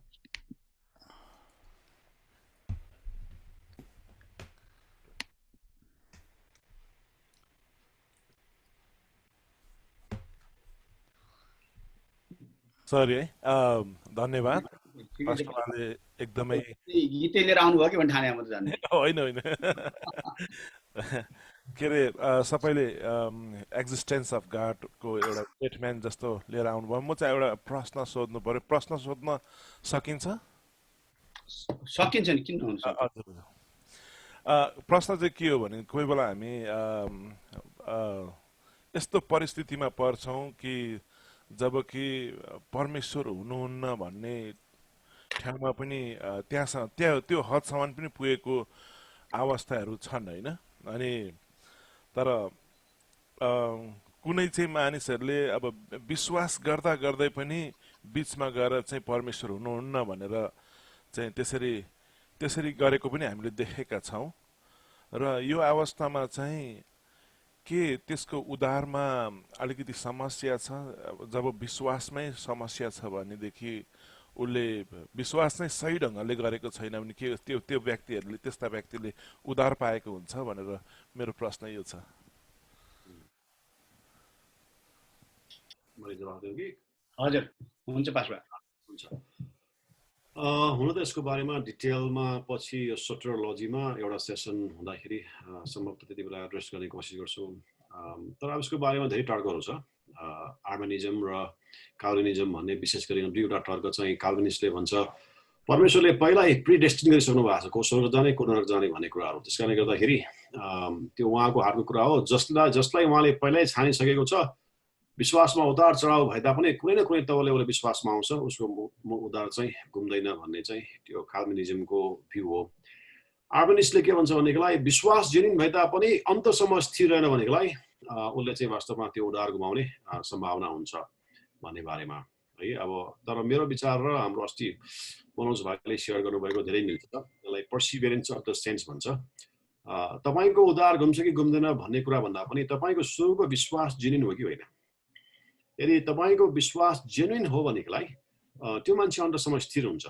तर स्थिर हुनुको मतलब हाम्रो विश्वासको धर्को चाहिँ सिधा यसरी बढेको कसै पनि हुँदैन। यद्यपि पावल पनि छैन है, बेला बेलामा आफै पनि सङ्घर्ष हुन्छ है। अनि त्यसले गर्दाखेरि हाम्रो विश्वासको धर्को भनेको यस्तो हो, उतार चढाव समस्या सङ्घर्षले गर्दाखेरि है। त्यसले गर्दाखेरि कहिलेकाहीँ म भित्र पनि यति धेरै सङ्घर्षहरू हुन्छ। बाइबल पढ्दाखेरि कतिपय कुराहरू मलाई मन पर्दैन। जस्तै उदाहरणको लागि पहिलो फ्यामिलीमा नै जुन प्रकारको मर्डर भयो, पहिलो मान्छेको पापले गर्दा दोस्रो मान्छेले तेस्रो मान्छेलाई मारिदियो। अनि मलाई त्यो हेर्ने बित्तिकै एकदमै खिल्ल लाग्छ। प्रभु तपाईँ परमेश्वर स्वयं त अभिभावक हुनुहुन्छ। तपाईँ अभिभावक भएको प्रत्यक्ष रूपमा तपाईँसँग बोल्ने कुरा गर्ने तपाईँ सहभागी भएको परिवारको हालत यो छ प्रभु, किन त्यो हुन दिनुभयो? हत्या सुरुवातमै पहिलो फ्यामिलीमा त्यस मर्डर भनेको कुरा त यो त एकदमै डिसास्टर हो। त्यो पनि तपाईँ प्यारेन्ट हो, उनीहरूको गार्जियन तपाईँसँग प्रत्यक्ष रूपमा।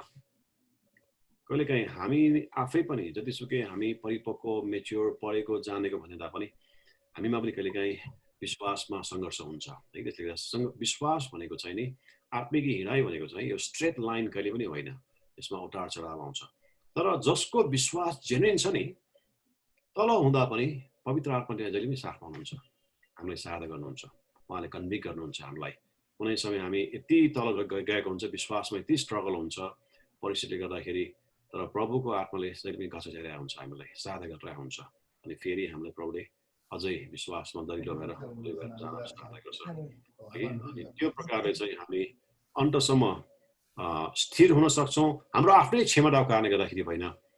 तर प्रभुले उद्धारको लागि नाप्ने एउटै मात्र आधार भनेको विश्वास हो। अनि त्यो विश्वास पनि प्रभुको वरदान हो है, प्रभुले दिनुहुन्छ। अनि त्यो विश्वासमा उतार चढाव हुँदाखेरि पनि हामीलाई प्रभुले सहायता गर्नुहुन्छ। त्यसैले कतिजना व्यक्तिहरूको अब सुरुको विश्वास जेन्युन हो कि होइन हामीलाई थाहा छैन, हामी न्याय गर्न सक्दैनौँ। तर हाम्रो भूमिकामा त हामी विश्वास हुनु पर्यो, उनीहरूलाई सम्झाउन, अझै पनि गस्पल क्लियर गर्न, सुसमाचार बताउन। उनीहरूलाई अझै पनि करिब धेरै टाइम लाग्छ, एकैचोटि सुसमाचार बुझेको हुँदैन, अथवा सुसमाचार भन्ने मान्छेले सुसमाचार के हो थाहा हुँदैन कतिपय बेला। अनि हामीले सुसमाचार सुनाएको त हो, ग्रहण गरेको त हो, त्यो मान्छे विश्वासी भन्न ठान्छौँ, तर धेरै पटक वास्तवमा विश्वास गर्नु भनेको के हो भन्ने कुरा उनीहरू आफूलाई पनि थाहा हुँदैन है। अनि त्यस्तो बेलामा चाहिँ अनि उनीहरूको चाहिँ यात्रा कुनै बेला अनि यस्तो लाग्छ कि उनीहरू ब्याकस्लाइड नै भएको जस्तो हामीलाई लाग्छ। तर हामीले हाम्रो पहल गर्नुपर्छ। उद्धार भन्ने कुरा प्रभुको हात हो है। तर मलाई के लाग्छ भने उसले जेन्युनली प्रभुलाई विश्वास गरेको छ भने जीवनमा जसोसुकै उतार चढाव आए तापनि एउटा मोडमा पुगेपछि प्रभुमा आउँछ। तर उसको विश्वास जेन्युन छैन भनेदेखिलाई जतिसुकै बाहिर देखाउँदै भए पनि कुनै न कुनै समय ऊ पछि हट्छ। किनकि उसको चाहिँ आशा प्रभुमा विश्वास भन्दा पनि मैले पद पाइन्छ, पैसा पाइन्छ, प्रमोसन हुन्छ भन्ने प्रलोभनमा टेकेर ऊ आएको छ भने कुनै एउटा पोइन्टमा चाहिँ मान्छे ब्याकस्लाइड हुन्छ है। त्यो चाहिँ मेरो विश्वास हो। अब अरूहरूले पनि आफ्नो विचार गर्न सक्नुहुन्छ। पछि यो सोट्रियोलोजीको एउटा क्लासमा कम्प्लिटली त्यसको डिटेल स्क्रिप्चुरल रेफरेन्सहरू उनीहरूले कुन कुन वचनलाई प्रयोग गर्छ डिटेलमा म अझै कोसिस गर्नेछु प्रभुको अनुग्रह मौका भयो भनेलाई तर मलाई चाहिँ त्यस्तो लाग्छ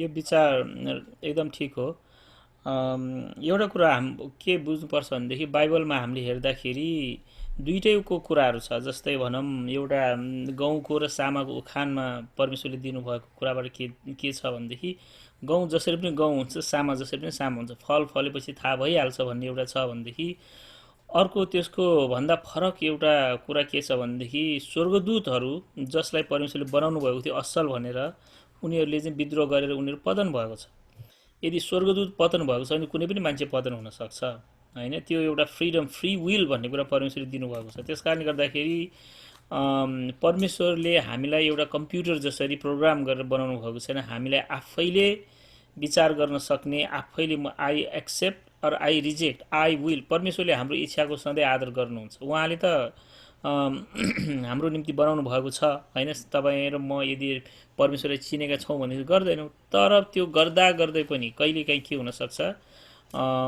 वी माइट चुज हामीले चाहिँ त्याग्न सक्ने अवस्था पनि आउन सक्छ भने त्यो चाहिँ के छ परमेश्वरले भन्नुभएको छ म तिम्रो प्रकाशको पुस्तक कुनै रीतिले तिमीहरूको नाउँ म जीवनको पुस्तकबाट मेटिदिने छैन उहाँले भन्नुभएको छ तर त्यसको मतलब मेट्ने सम्भावना पनि त छ कोही कोहीको भन्ने कुराहरू आउँछ स्वर्गदूत 1/3 स्वर्गदूत पतन भएको छ जो चाहिँ एकचोटि स्वर्गमै बसिरहेकाहरू छ भनेदेखि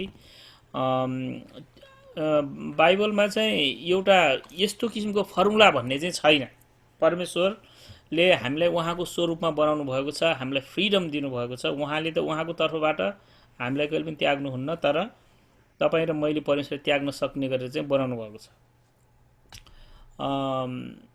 हुन्छ अर्को कसले हात उठाउनु भएको जस्तो लीला सुनार सरी एनजीएस नेपालबाट हुनुहुन्छ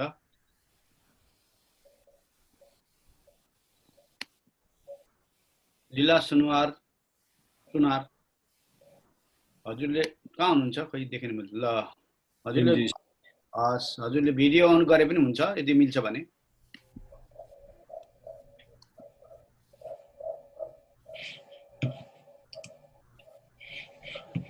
मिल्दैन भने त्यति क्वेसन गर्दा तपाईको जिज्ञासा जे क्वेसन जे राख्दा पनि हुन्छ यदि भिडियो खोल्न मिल्दैन भने अनम्युट चाहिँ गर्नै पर्छ है म्युट गरेर प्रश्न सोधेर हुँदैन हजुर म्युट हुनुहुन्छ अहिलेसम्म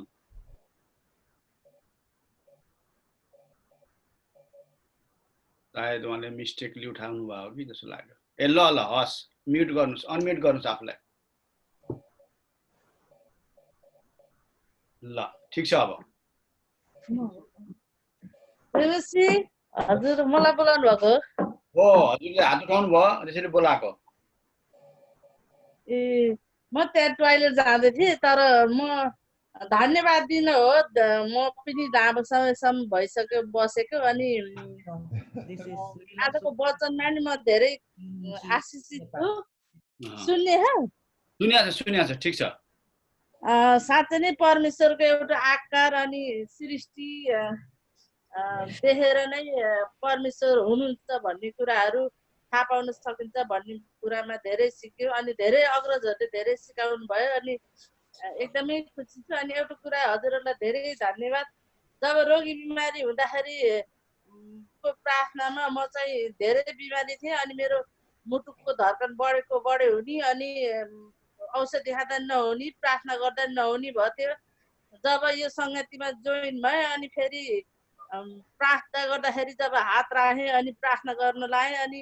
मेरो यो मुटुको धड्कन अनि डराए जस्तो एकदम ठिक भयो हजुरहरूलाई एकदम धेरै धन्यवाद हृदयदेखि अनि म यो सबै हजुरहरूको यो सबै समूहलाई अनि सबै यो सञ्चालन गर्ने हजुरहरूको टिमलाई धेरै धन्यवाद दिन्छु धन्यवाद हजुर धेरै धन्यवाद तपाईँ सहभागी हुनुभएको लागि हामी धेरै धन्यवाद दिन चाहन्छु पास्टर त्यसपछि deacon Chandraman Mali I'm sorry हस्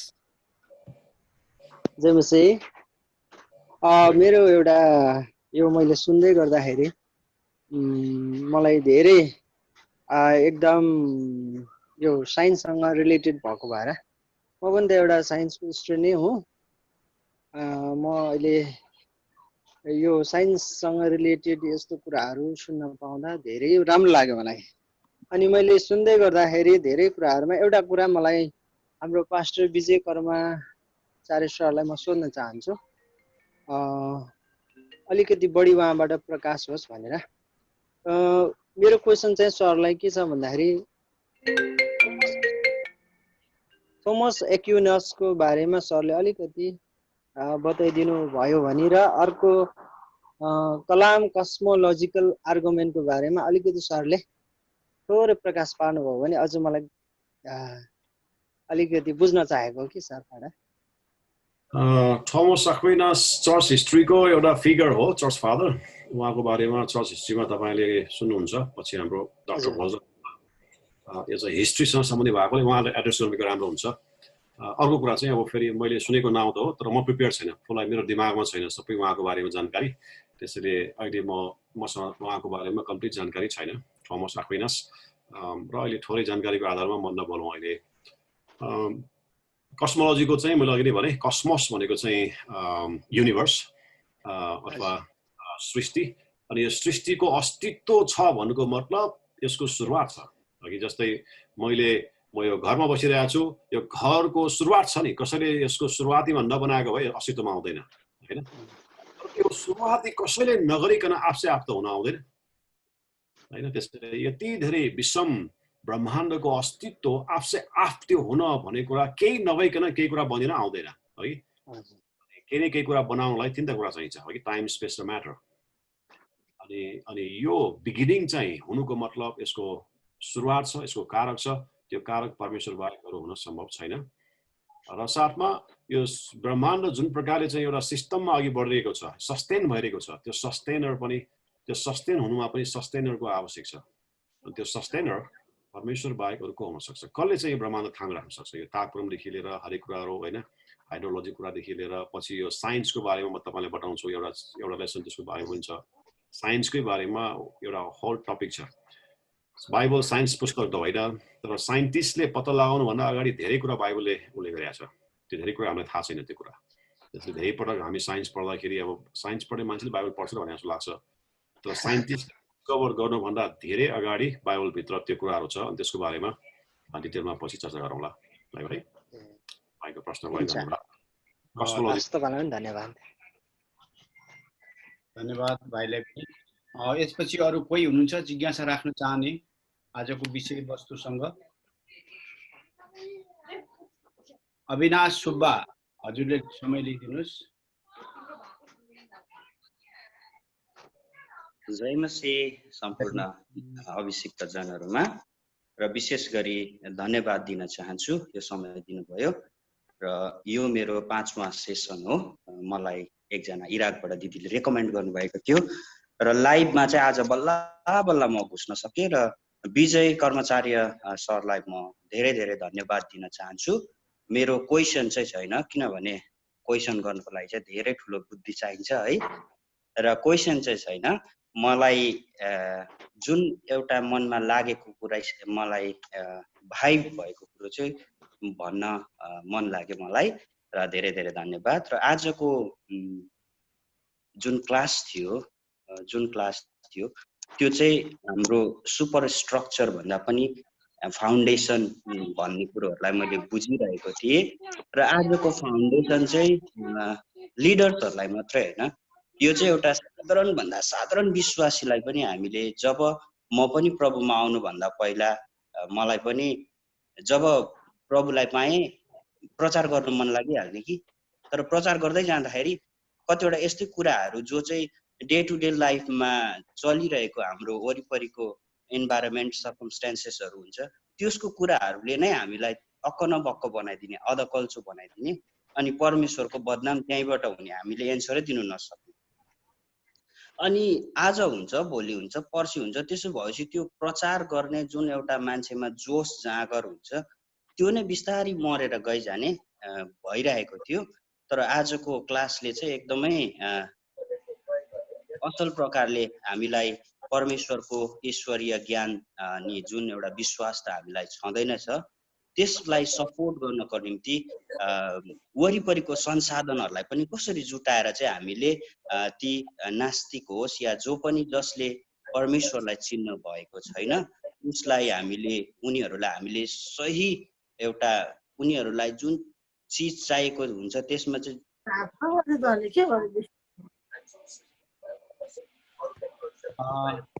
यो भयो यहाँ कसले डिस्टर्ब गर्यो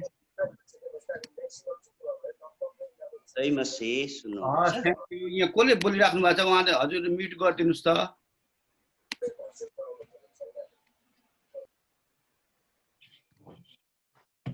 कसको चाहिँ आवाज आयो छैन सरी यसको लागि म चाहिँ क्षमा चाहन्छु यहाँ कतै ब्याकग्राउन्ड नोइज आयो हामी पहिला प्रार्थना गर्नेछौँ अनि त्यसपछि हामी यो प्रश्न फेरि कन्टिन्यू गर्नेछौँ केही छैन आउनुहोस् हामी प्रार्थना गरौँ हाम्रो पास्टर मङ्गल हाम्रो चाहिँ मङ्गल मुस्ताङबाट हुनुहुन्छ उहाँले हामीलाई प्रार्थना गर्नुहुन्छ आउनुहोस् क्लोजिङ पिरियड गरौँ पहिला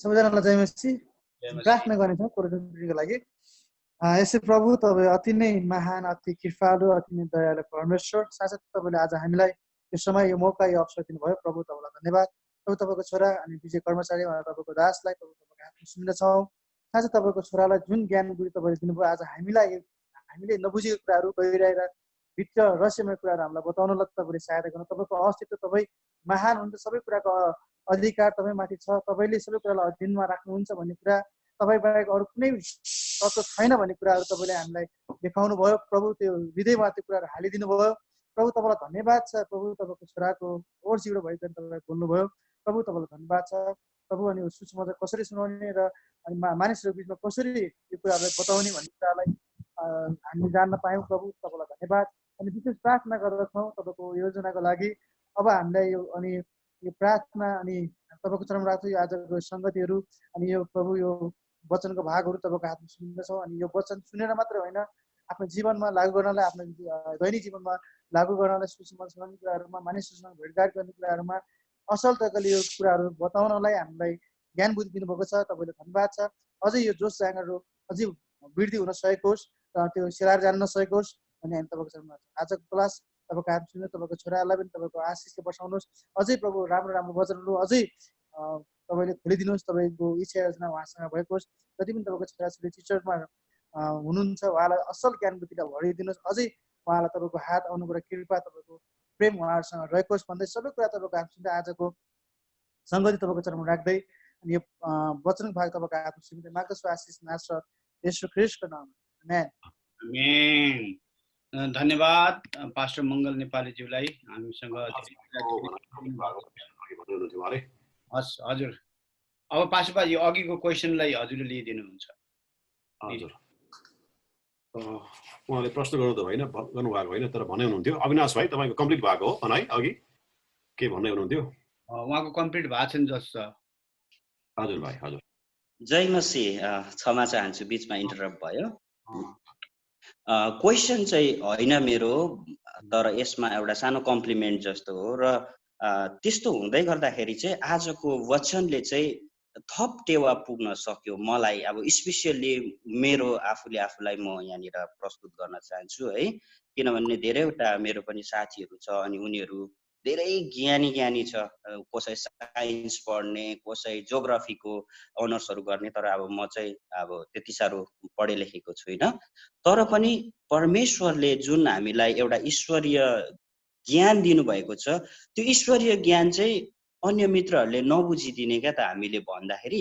अनि उनीहरूलाई चाहिँ संसारको भौतिक कुराहरू सँगै नै दाँजेर भन्दा मात्रै उनीहरूलाई चाहिँ त्यो हिट हुने कारणहरू मैले देखिरहेको थिएँ अनि त्यसलाई चाहिँ निकै खोजिरहेको थिएँ तलासिरहेको थिएँ तर जहाँसुकै खोज्दा चाहिँ भेटिँदैन रहेछ आज मैले बाल्टिमोर चर्चबाट यहाँनिर लिडरसिप ट्रेनिङहरू जुन अर्गनाइज गर्नुभएको छ आज एकदमै मलाई एउटा मेरो आर्सनलमा एउटा एम्युनेसन थपिएको छ भन्नु नै पर्छ मैले र धेरै धेरै धन्यवाद दिन चाहन्छु विजय सरलाई र यो विषयलाई चाहिँ हामीले साधारण विश्वासीलाई पनि जब उनीहरू प्रभुमा आउँछ हामीले उनीहरूको हृदयमा यो कुरोहरूलाई पनि सानो एउटा बीजारोपण गरिदिनु सक्यौँ भने चाहिँ जसले पनि प्रचारहरू गर्नु जानुहुन्छ, किनभने पास्टर प्रचारक मात्रै जानु हुँदैन, प्रचार गर्नुहुँदा साधारणभन्दा साधारण व्यक्तिले पनि प्रचार गरिरहनु भएको हुन्छ, आफ्नो कोवर्करलाई होस् या त स्टुडेन्टलाई हो, उनीहरूलाई पनि हामीले यो सानो नलेज चाहिँ बेसिक कुराहरू हालिदिनु सक्यौँ भने चाहिँ असल हुने रहेछ भन्ने खालको मलाई लाग्यो। र म निश्चय नै मेरो ग्रुपमा त यो कुरा सेयर गर्नेछु, मेरो चर्चमा पनि। र धेरै धेरै धन्यवाद दिन चाहन्छु यो समय दिनुभयो। अनि विशेष गरी आजको हाम्रो अध्यापन गराउनुहुने विजय सरलाई मेरो हृदयबाट धन्यवाद। अनि यो समय दिनुहुने हाम्रो आजको होस्ट गर्नुहुने सरलाई पनि धेरै धेरै धन्यवाद। जय मसीह। हुन्छ, म समय यतिमा राख्दैछु।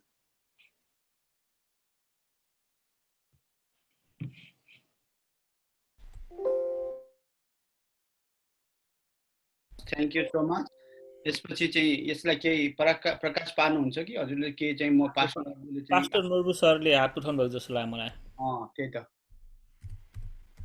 जय मसीह। समय बच्ने जस्तो भएर मलाई पनि बोल्नु मन पर्यो। एकदमै धन्यवाद पास्टर, आदरणीय पास्टर विजयलाई। धेरै कुराहरू सिकेँ, यो सिस्टमेटिक थियोलोजीका कुराहरू।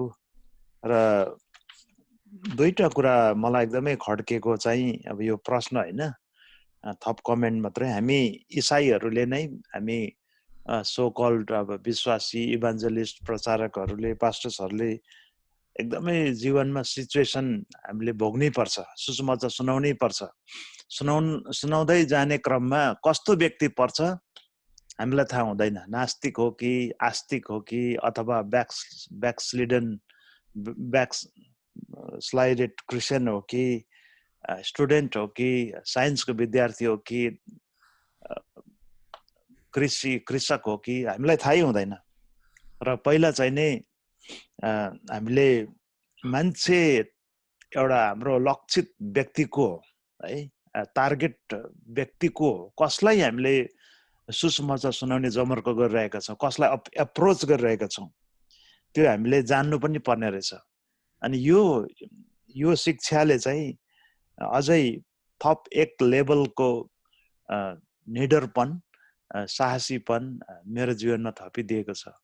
इभन नास्तिकलाई पनि हामीले सुसमाचार सुनाउन सक्ने रहेछौँ प्र्याक्टिकल्ली भन्ने कुराहरू आयो। विद्यार्थीहरूलाई सक्ने रहेछौँ भन्ने कुराहरू आयो। खालि एकैचोटि बाइबलमा यसरी लेखेको छ विश्वास गर भन्दा त अब बाइबलमै विश्वासै गर्दैन, किन अब त्यो तिम्रो बाइबल हो अनि मैले किन विश्वास गर्नु भनेर जवाब दिइहाल्छ होइन। मलाई आत्माले यसरी देखाइरहेको छ तिमी चाहिँ निको हुन्छौ। अब उसलाई त्यो आत्माको कुरो नै थाहा छैन, अब त्यो आत्माले देखायो भन्ने कुरामै विश्वास गर्दैन उसले। अनि कसरी चाहिँ उसले त्यो भनाइ, त्यो प्रार्थनामा त्यो रोगीलाई प्रार्थना गरिदिन हामी गएका छौँ, त्यो रोगीले नै अब सबै कुरामा विश्वासै गर्दैन भने कसरी चाहिँ कामयाब हुन्छ त। हामी विश्वासीहरूले पनि सोच्नुपर्ने कुरा चाहिँ रहेछ क्या। कतिवटा हाम्रो स्ट्राटेजी, कति हाम्रो एप्रोच र टार्गेट पिपल आइडेन्टिफाई गर्नुपर्ने रहेछ भन्ने कुरा चाहिँ मैले यहाँबाट धेरै नै सिकेँ। पहिला त्यो व्यक्तिको जानकारी हामीले हुनुपर्छ, त्यो व्यक्तिको साइकोलोजी, उसको ब्याकग्राउन्ड, उसको मनस्थिति, उसको स्पिरिचुअल लेभल, उसको थिङ्किङ प्रोसेस कहाँ छ, के छ, पहिला त्यो खुट्याउनु सकेर मात्रै हामीले सुसमाचार एप्रोच हामीले गर्दो रहेछौँ।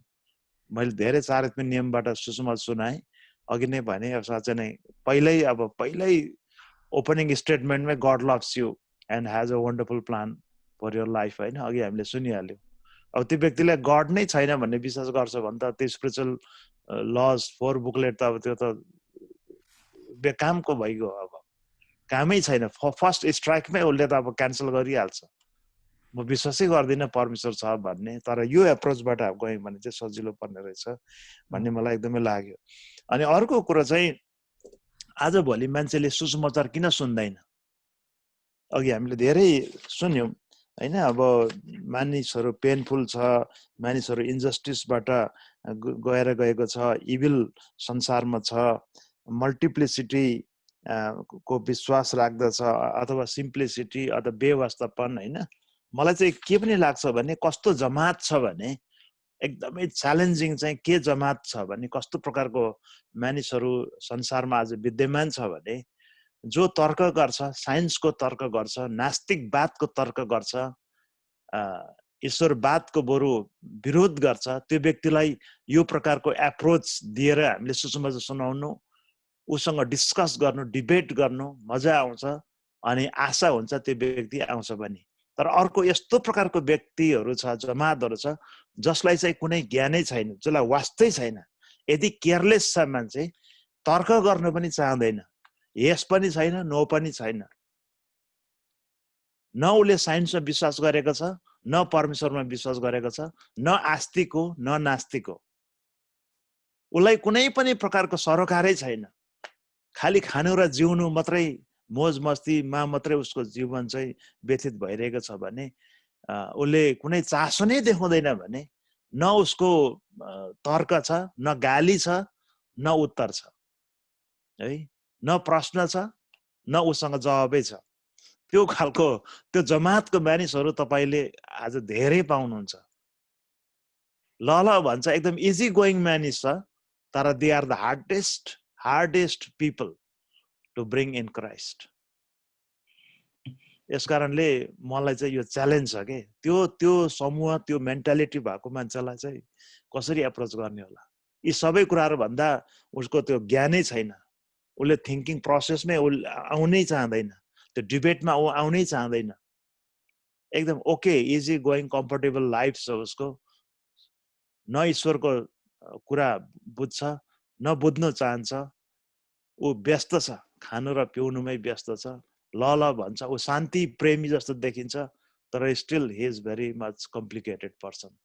अब यो व्यक्तिहरूलाई चाहिँ अब सरसँग कुनै त्यस्तो छ भने रियाक्सन जवाब दिन सक्नुहुन्छ। यस्तो प्रकारको व्यक्तिलाई बरु नास्तिकलाई, कडा से कडा हिन्दू बुद्धिस्ट प्रिस्टहरूलाई, किराती धर्म मान्ने कट्टर प्रिस्टहरूलाई बरु सुसमाचार सुनाएर प्रभुमा ल्याउनु चाहिँ सजिलो पर्छ।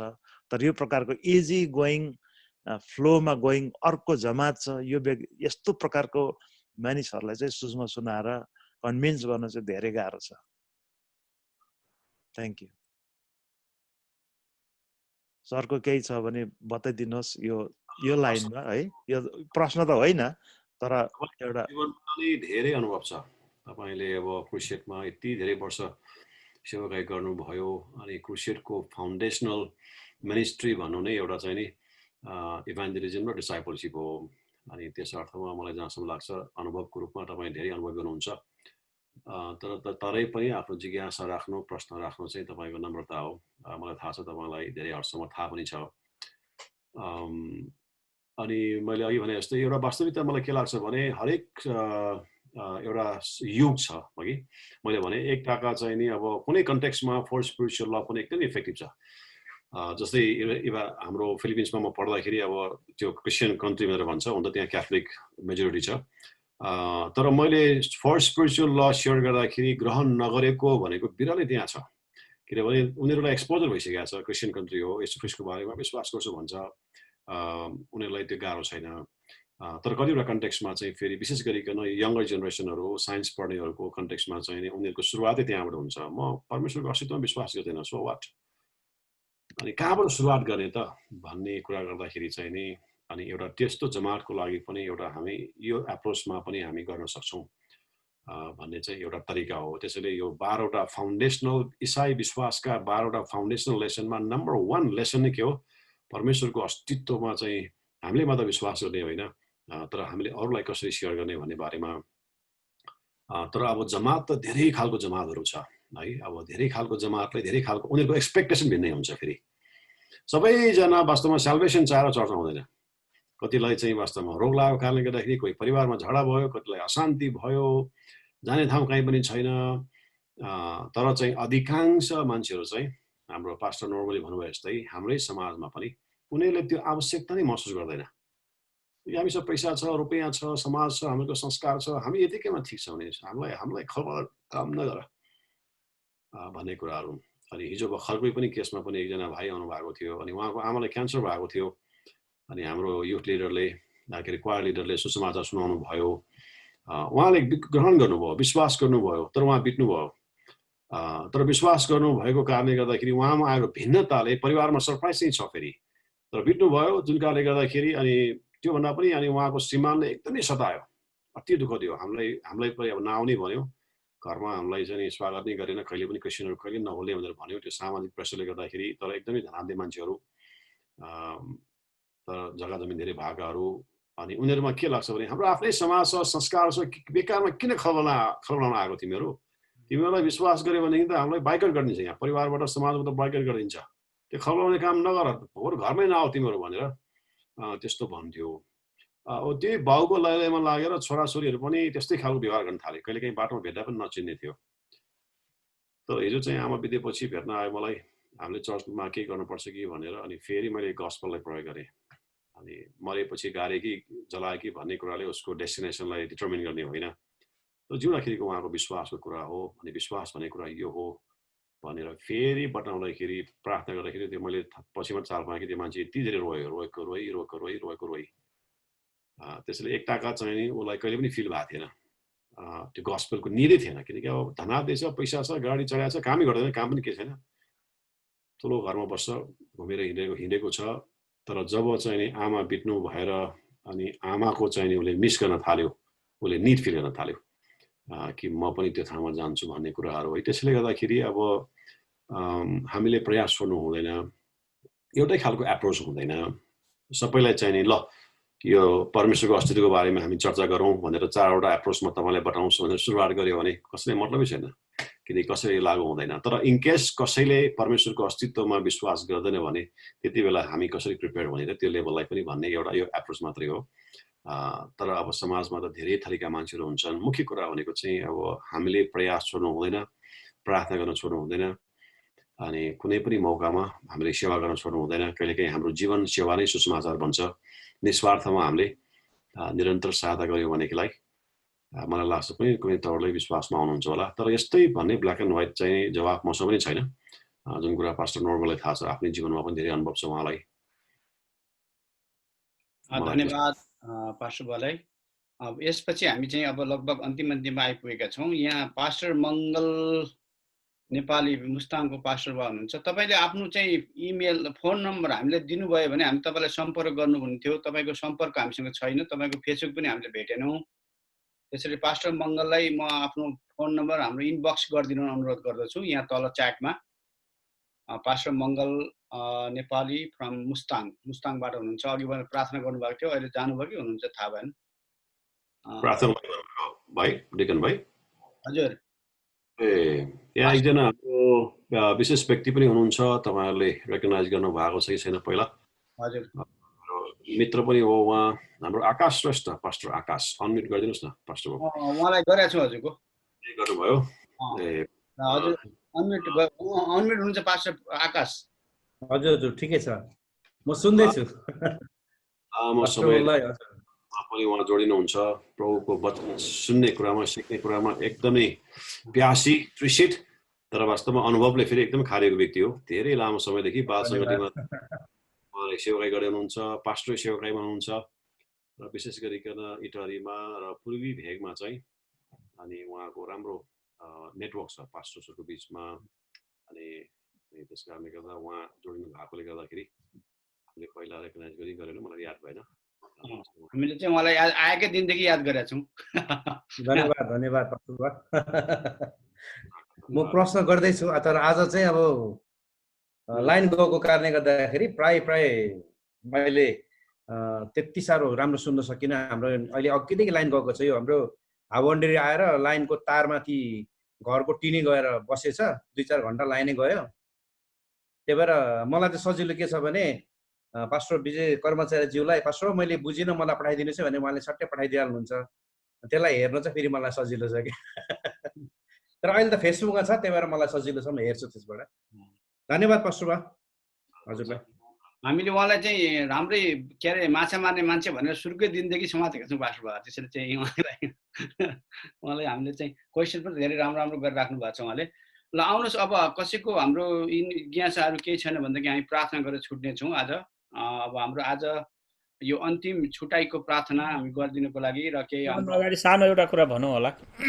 यो जुन हामीले आजको कोर्स छ यो चाहिँ एउटा सुसमाचार सुनाउँदाखेरि प्रयोग हुने हो। तर एउटा दुई किसिमको हुन्छ, उहाँले अघि भन्नुभएको जस्तै एउटा चाहिँ रिभिलेटोरी कुराबाट हामीले गर्नेछ, एउटा चाहिँ नेचुरल रिजनबाट होइन, यो जुन हामी सिक्दैछौँ। तर मुख्य याद गर्नुपर्ने कुरा के छ भनेदेखि कतिपटक हामीहरू चाहिँ प्रश्न उत्तर गर्ने क्रममा धेरै विवादमाथि विवाद गरिराखेको हुन्छौँ।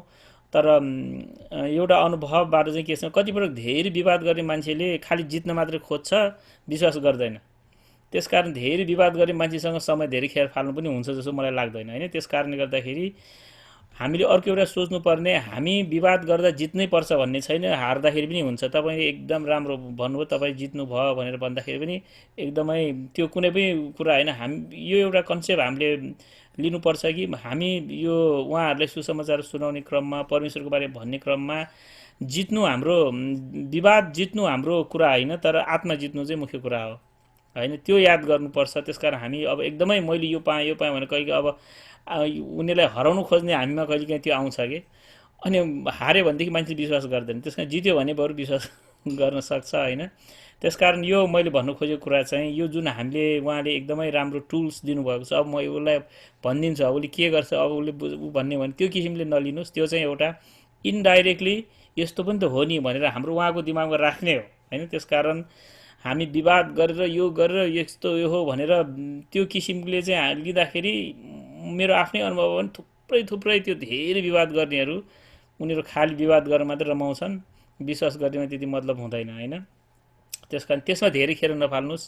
त्यत्तिकै थाहा हुन्छ साँच्चीकै जानेर प्रश्न सोधेको हो कि विवाद गर्छु भनेर प्रश्न सोधेको हो। कहिलेकाहीँ मैले एकचोटि मेरो यहाँ अङ्कल हुनुहुन्छ, उहाँको घरमा जाँदाखेरि यस्तै सुसमाचार सुनाउँछु भने सुनाएको त पछि मात्र थाहा पाएँ उहाँ त रक्सी खाइरहेछ होइन। रक्सी खाएर विभिन्न प्रश्न सोधिरहेछ। मैले बेकारमा प्रश्न सोधेँ जस्तो विचार गरेँ जस्तो लाग्यो। कतिपय मान्छेले पिइराखेको हुन्छ अनि पिउँदाखेरि के सोध्छ अनि त्यो हुन्छ। त्यसकारण त्यस्तो कुरामा पनि हामीले याद गर्नुपर्छ भन्ने मात्रै हो। हुन्छ हाम्रो बाँकी समय ल हामी चाहिँ अब अन्तिम प्रार्थना गर्नेछौँ। त्यसपछि हामी चाहिँ लक्ष्मण भाइले हात उठाउनु भएको जस्तो लाग्यो हो र। लक्ष्मण भाइ तपाईँ लास्टमा हात उठाउनु भएको हो, कता हुनुहुन्छ खोइ? ल ल ल धन्यवाद। जय मसीह सबैजनालाई। अन्तिममा एउटा छोटो मेरो पनि प्रश्न म राख्छु आदरणीय पास्टर विजय कर्मचारीज्यूलाई। म धन्यवाद छ, उहाँलाई असल वचन दिनुभयो। अनि मलाई पनि यस्तै प्रश्न एकजना चाहिँ नास्तिक साथीले सोधेको थियो। अनि चाहिँ उसो भने परमेश्वर छ भन्छस्, उसो भने किन यस्तो बमबाडी तपाईँको के अरे यस्तो महामारीमा बालबालिकाहरू चाहिँ मारिन्छन् होइन। अनि यदि तैँले चाहिँ यी सबै शैतानले यी सबै पापको कारणले हो भने कि उनीहरूले पाप गरेका छैनन्, शैतानले हो भने शैतानभन्दा ठुलो परमेश्वर भन्छस्, किन चाहिँ त्यो शैतानलाई पनि परमेश्वरले रोक्नु भएन भनेर एकजना नास्तिक साथीले सोध्नु भएको थियो होइन। अनि हुन त पास्टरज्यूले अघि नै पनि भन्नुभयो, तर पनि अझै थोरै क्लियर गरिदिनु न यो विषयमा, कसरी हामीले आन्सर दिने यो विषयहरूमा। हुन्छ भाइ, धन्यवाद। यो एउटा कुरा त मान्छेहरूले प्रश्न रेज गर्दाखेरि, वाद विवाद गर्दाखेरि कहिलेकाहीँ मलाई कस्तो लाग्थ्यो भने अब सबैको जवाब दिएर हिँड्न मलाई आवश्यक छ र म आफ्नो गस्पल प्रेजेन्ट गर्छु, उनीहरूले ग्रहण गरे गरोस् नगरे नगरोस् भन्ने जस्तो पनि लाग्थ्यो मलाई कतिपय बेला। तर एउटा मेरो प्रोफेसरले चाहिँ पहिला के भन्नुहुन्थ्यो भनेदेखिलाई यो एउटा बोलावट हो, सबैमा चाहिँ नि त्यो उनीहरूको त्यो बोलावट फिल गर्दैन। तर हामीले गरेन भने कतिजना चाहिँ यिनीहरूको प्रश्नको कारणले पनि यिनीहरू ब्याकस्लाइड हुनसक्छ है। अनि त्यही भएर मलाई यो एथिस्टहरूको तर्क हेर्दा कहिलेकाहीँ मूर्ख जस्तो लाग्छ, यति मूर्ख तर्क गर्छ, तर यति सिम्पल छ, यति क्लियर छ कि विश्वास गर्दैन।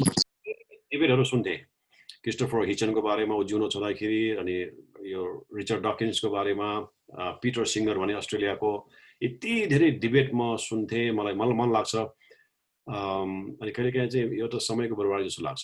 त्यसैले तर कसैले गर्दैन भने है, कतिजना सिम्पल मान्छेहरूको विश्वासमा पनि धलपल हुन्छ, यो क्रिस्चियनसँग जवाब छैन त्यही भएर त यिनीहरू चुलाएर बस्छ नि भन्ने खालको। त्यसैले एउटा बोलावटको सवाल हो। अनि अघि मनोज भाइले जस्तो हाम्रो उद्देश्य चाहिँ मान्छेलाई हामीले हराउनु कि जित्नु भन्ने कुरा भन्दा पनि गस्पललाई हामीले क्ल्यारिटीमा प्रेजेन्ट गर्नुपर्छ। अनि हामीले प्रेजेन्ट गर्दाखेरि चाहिँ हामी पनि वास्तवमा यो मूर्ख भएर त्यत्तिकै अन्धाधुन्ध विश्वास गरेका होइनौँ होइन। एउटा लजिकल छ यो तार्किक छ, यो साइन्टिफिक छ, यसको यो फ्याक्ट बेस हो, यो फिलिङ र यो फिक्सन होइन भन्ने मेसेज चाहिँ हामीले डेलिभर गर्न सक्नुपर्छ। त्यसको लागि हामी आफैले पनि जानकार हुनुपर्छ भन्ने कुरा हो है भाइ। अर्को कुरा चाहिँ नि भाइले जुन दुःखको कारणले मान्छेले विश्वास गर्दैन प्रमुख कारण भनेर भन्नुभयो, अनि त्यसको बारेमा चाहिँ अलि संक्षेपमा भन्नुपर्दाखेरि अब यसको लामो व्याख्या तपाईँले मेरो सत्यको घडीमा हेर्नुहोस् दुःख किन भने त्यसमा लामो व्याख्या छ। तर मान्छेको जीवनमा तिनवटा कारणले चाहिँ नि दुःख आउँछ। आरआइपी भन्छौँ। आर भनेको चाहिँ रिडेम्पटिभ सफरिङ, अरूको भलाइको खातिर हामीले दुःख पाउने, अनि त्यो चाहिँ जेम्सको पुस्तकमा किसानको उदाहरण दिएको छ। आई भनेको चाहिँ इनोसेन्ट सफरिङ, अनि अयुबको उदाहरण त्यहाँ दिएको छ है, मैले कुनै गल्ती नगरिकन पनि मैले दुःख पाउँछु। अर्को चाहिँ प्युनिटिभ सफरिङ हुन्छ, यो चाहिँ दुःख पाइस मङ्गले आफ्नै ढङ्गले भने जस्तै दुःखै पाउँछौँ किनकि हामी आफ्नै गल्तीले गर्दाखेरि है। अनि त्यसले गर्दाखेरि दुःख नै वास्तवमा चाहिँ नि परमेश्वरलाई इन्कार गर्ने कारण चाहिँ होइन, किनकि दुःख पनि विभिन्न कारणले आउँछ। तर संसारका मान्छेले सोच्ने तरिका चाहिँ त्यस्तै हो है, भाइले भने जस्तै यतिका धेरै अन्याय छ, दुःख छ, कष्ट छ, समस्या छ, यदि परमेश्वर हुन्छ त्यो परमेश्वर प्रेमले हुन्छ भने किन मौन भएर बस्छ, किन यति साह्रो चाहिँ छ भन्ने कुराहरू। तर तपाईँले त्यो प्रकारले प्रस्तुत गर्नुभयो भने, किनकि दुःख पनि धेरै प्रकारको हुन्छ, 3 प्रकारको दुःख छ, त्यसका 3टा कारणहरू छन् र त्यसका परिणाम चाहिँ यो छ भनेर हामीले प्रस्तुत गर्यो भनेको लागि मलाई जहाँसम्म लाग्छ सायद सुन्छ कि भन्ने कुरा। तर हाम्रो तवरले हामीले चाहिँ नि प्रस्तुत गर्दाखेरि चाहिँ हामी प्रिपेयर हौँ, किनकि बाइबलले त्यही भन्छ है। एपोलोजेटिक्स भन्ने चाहिँ त्यो शब्द चाहिँ वास्तवमा बाइबलमा छ, एपोलोगिया। त्यसको मतलब के हो? कसैले प्रश्न गर्दा जवाफ दिन तिमीहरू कुनै समय तयार हुनु। अनि यो सबै लेसनको उद्देश्य नै त्यही हो। अब यो एउटै लेसनले तपाईँलाई फुल्ली सुसमाचार सुनाउन प्रिपेयर गर्छ भने होइन, तर कमसेकम तपाईँले एथिक्सहरू इन्काउन्टर गर्दा कसरी चाहिँ हामीले कन्भिन्स गर्ने तरिकाहरू के हुन सक्छ, अप्सन्सहरू के हुन सक्छ भन्ने एउटा हामी प्रिपेयर हुने कुरा मात्रै हो। तर अब त हामीले धेरै प्रकारको च्यालेन्जहरू सामना गर्छौँ, धेरै एप्रोचेसहरू छ, आउने दिनमा पनि हामी डिस्कस गर्दै गरौँला। तर भाइको जिज्ञासा प्रश्नको लागि धन्यवाद। डिटेलमा चाहिँ एकचोटि ट्राई गर्नुहोस् न भाइ है, वाइस भन्ने द मोमेन्ट अफ ट्रुथमा त्यसमा चाहिँ त्यसको कति प्रकारको नाम के हो भन्ने बारेमा एक्सप्लेनेसन छ त्यहाँ। हुन्छ हुन्छ दाइ, हुन्छ पाशुबालाई हामीले चाहिँ धेरै कुराहरू सिकेका छौँ आज। अब हामी चाहिँ फेरि क्वेसन हात उठाउनु भएको अम्बर मगरज्यूले। ल हस् हजुर, लास्ट क्वेसन है त। अब हामी अब समयभन्दा बाहिर गइसक्यौँ। हजुर, सम्पूर्णलाई मेरोबाट जय मसीह।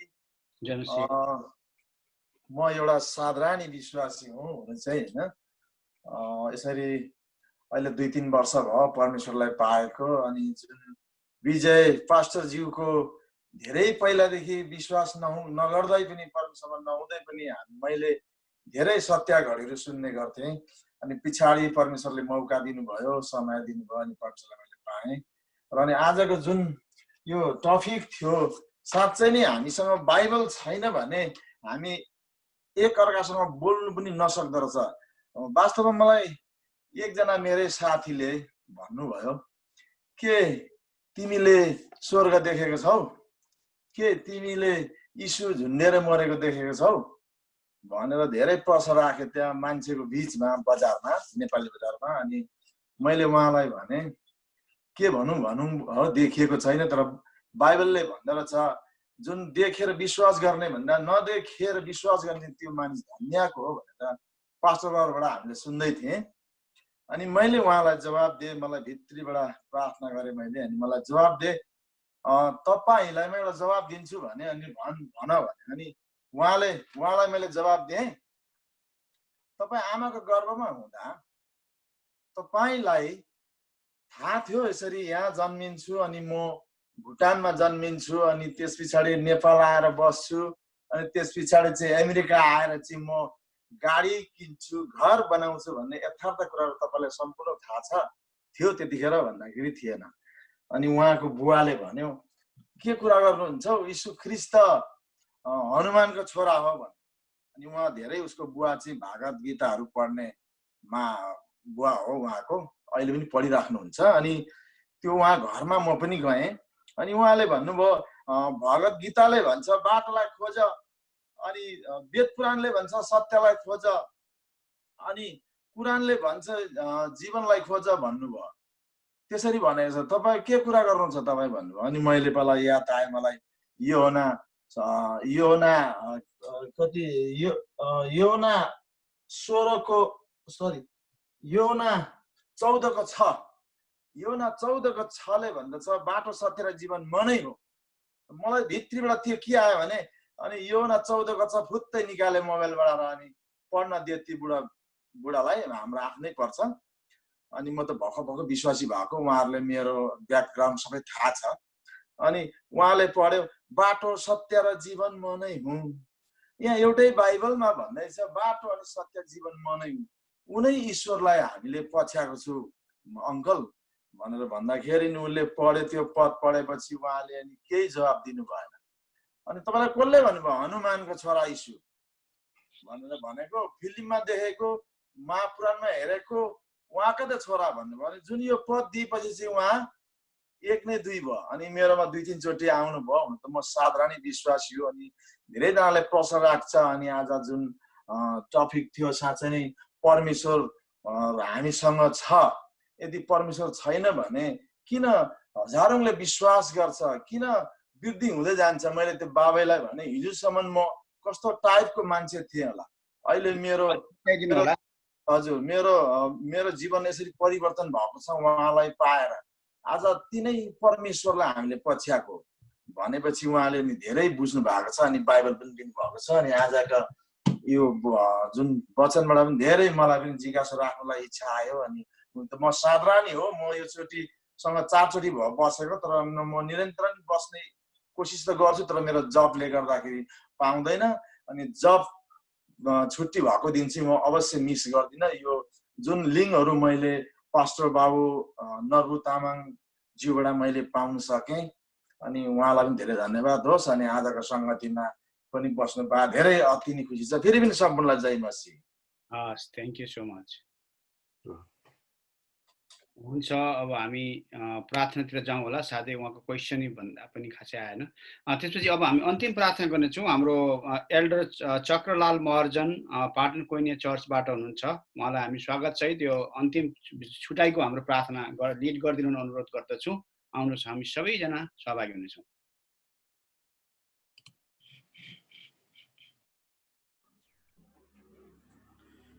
हुन्छ, सबैलाई जय मसीह।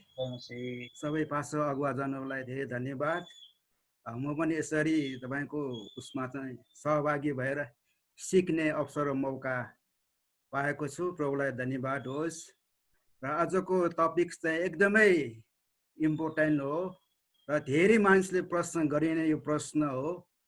र विजयजीले अघि सुरुमै भन्नुभयो, हामी क्रिस्चियनहरू, प्रभुलाई विश्वास गर्नेहरू बौद्धिकतामा पनि हामी चाहिँ एकदमै बढ्नुपर्छ, सिक्नुपर्छ भन्ने कुरा उहाँले यो कुराबाट सुरु गर्नुभयो। यसले गर्दा मलाई पनि यो कुरा एकदमै घट लाग्यो। यो एकदमै सिक्नुपर्ने विषय नै हो। यसको निम्ति म प्रभुलाई धन्यवाद दिन चाहन्छु। यो अन्तिम प्रार्थना गर्ने मौका दिनुभएको निम्ति पनि म अर्जुनजीलाई धेरै धन्यवाद दिन चाहन्छु। आउनुहोस् हामी छोटो प्रार्थना गरौँ। हे हाम्रा स्वर्गमा विराजमान हुनुहुने परम प्रभु परमेश्वर, तपाईँ महान प्रभुलाई हामी हृदयदेखि नै धन्यवाद अनि स्तुति, प्रशंसा, महिमा, आदर र भक्ति तपाईँ प्रभुलाई चढाउँदछौँ। तपाईँ प्रभु कति महान प्रभु हुनुहुन्छ। यो सारा यावत थोक सृष्टि गराउने सृष्टिकर्ता परमेश्वर हुनुहुन्छ। र आजको यो पाठबाट धेरै कुरा आज सिक्न सक्यौँ। तपाईँ साँचो परमेश्वर जसले सारा यावत थोकलाई सृष्टि गर्नुभयो र तपाईँ प्रभुले नै स्थिर गराउनु भयो। यो कुरा आज धेरै मानिसहरूले यो कुरा बुझ्न सकेको होस् र बुझाउन सकेको होस्। र हामी जोजना यहाँ सिकिरहेका छौँ हरेकलाई पनि अनुग्रह गर्नुहोस्। त्यसलाई यथार्थतामा ल्याइकन राम्रोसँग बुझ्नलाई सहायता गर्नुहोस्। पवित्र आत्मा तपाईँ आफै सिकाउनुहोस्। तपाईँ असल शिक्षक तपाईँ परमेश्वर हुनुहुन्छ र तपाईँ प्रभुले यो ठुलो अवसर र मौका दिनुभयो। तपाईँ प्रभुलाई धन्यवाद। प्रभु विजय सरलाई पनि तपाईँ परमेश्वरको हातमा समर्पण गर्दछौँ र अझै यस्ता रहस्यका कुराहरू गहिरो कुराहरू सिक्नलाई सिकाउनलाई तपाईँले सहायता गर्नुहोस् भनिकन तपाईँ प्रभुसँग बिन्ती र प्रार्थना गर्दछौँ। अनुग्रह गर्नुहोस् आउने दिनहरूमा साँच्चै नै तपाईँ प्रभुमा निर्माण हुँदै बौद्धिकतामा पनि हामी सिक्दै अघि बढ्दै जानलाई हरेकलाई सहायता गर्नुहोस् र सेवाकाईमा अझै प्रभावकारी रूपमा अघि बढ्नलाई अनुग्रह गर्नुहोस् भनिकन तपाईँ प्रभुसँग बिन्ती र प्रार्थना गर्दछौँ। हरेक माथि तपाईँको निगाहको हात, कृपाको हात, शक्तिशाली हात राख्नुहोस् र तपाईँ प्रभुमा अझै प्रभावकारी रूपमा तपाईँ प्रभुको सेवा गर्दै जानलाई हरेकलाई सहायता गर्नुहोस् भनिकन तपाईँ प्रभुसँग बिन्ती र प्रार्थना गर्दछौँ। प्रभु अनुग्रह गर्नुहोस् यो देशको परिस्थिति अवस्थामा पनि तपाईँ प्रभुले यो अवस्थामा पनि हामीलाई सिक्ने यो अवसर र मौका दिनुभयो। तपाईँ प्रभुलाई धन्यवाद। साँच्चै नै समयलाई सदुपयोग गर्दै यस्ता कुराहरू सिक्नलाई समय मिलाउनमा हामी हरेकलाई पनि सहायता गर्नुहोस् भनिकन तपाईँ प्रभुसँग बिन्ती गर्दछौँ। सबै कुराको निम्ति धन्यवाद दिँदै यो छोटो बिन्ती माग्दछौँ येशू ख्रीष्टको नाममा, आमेन।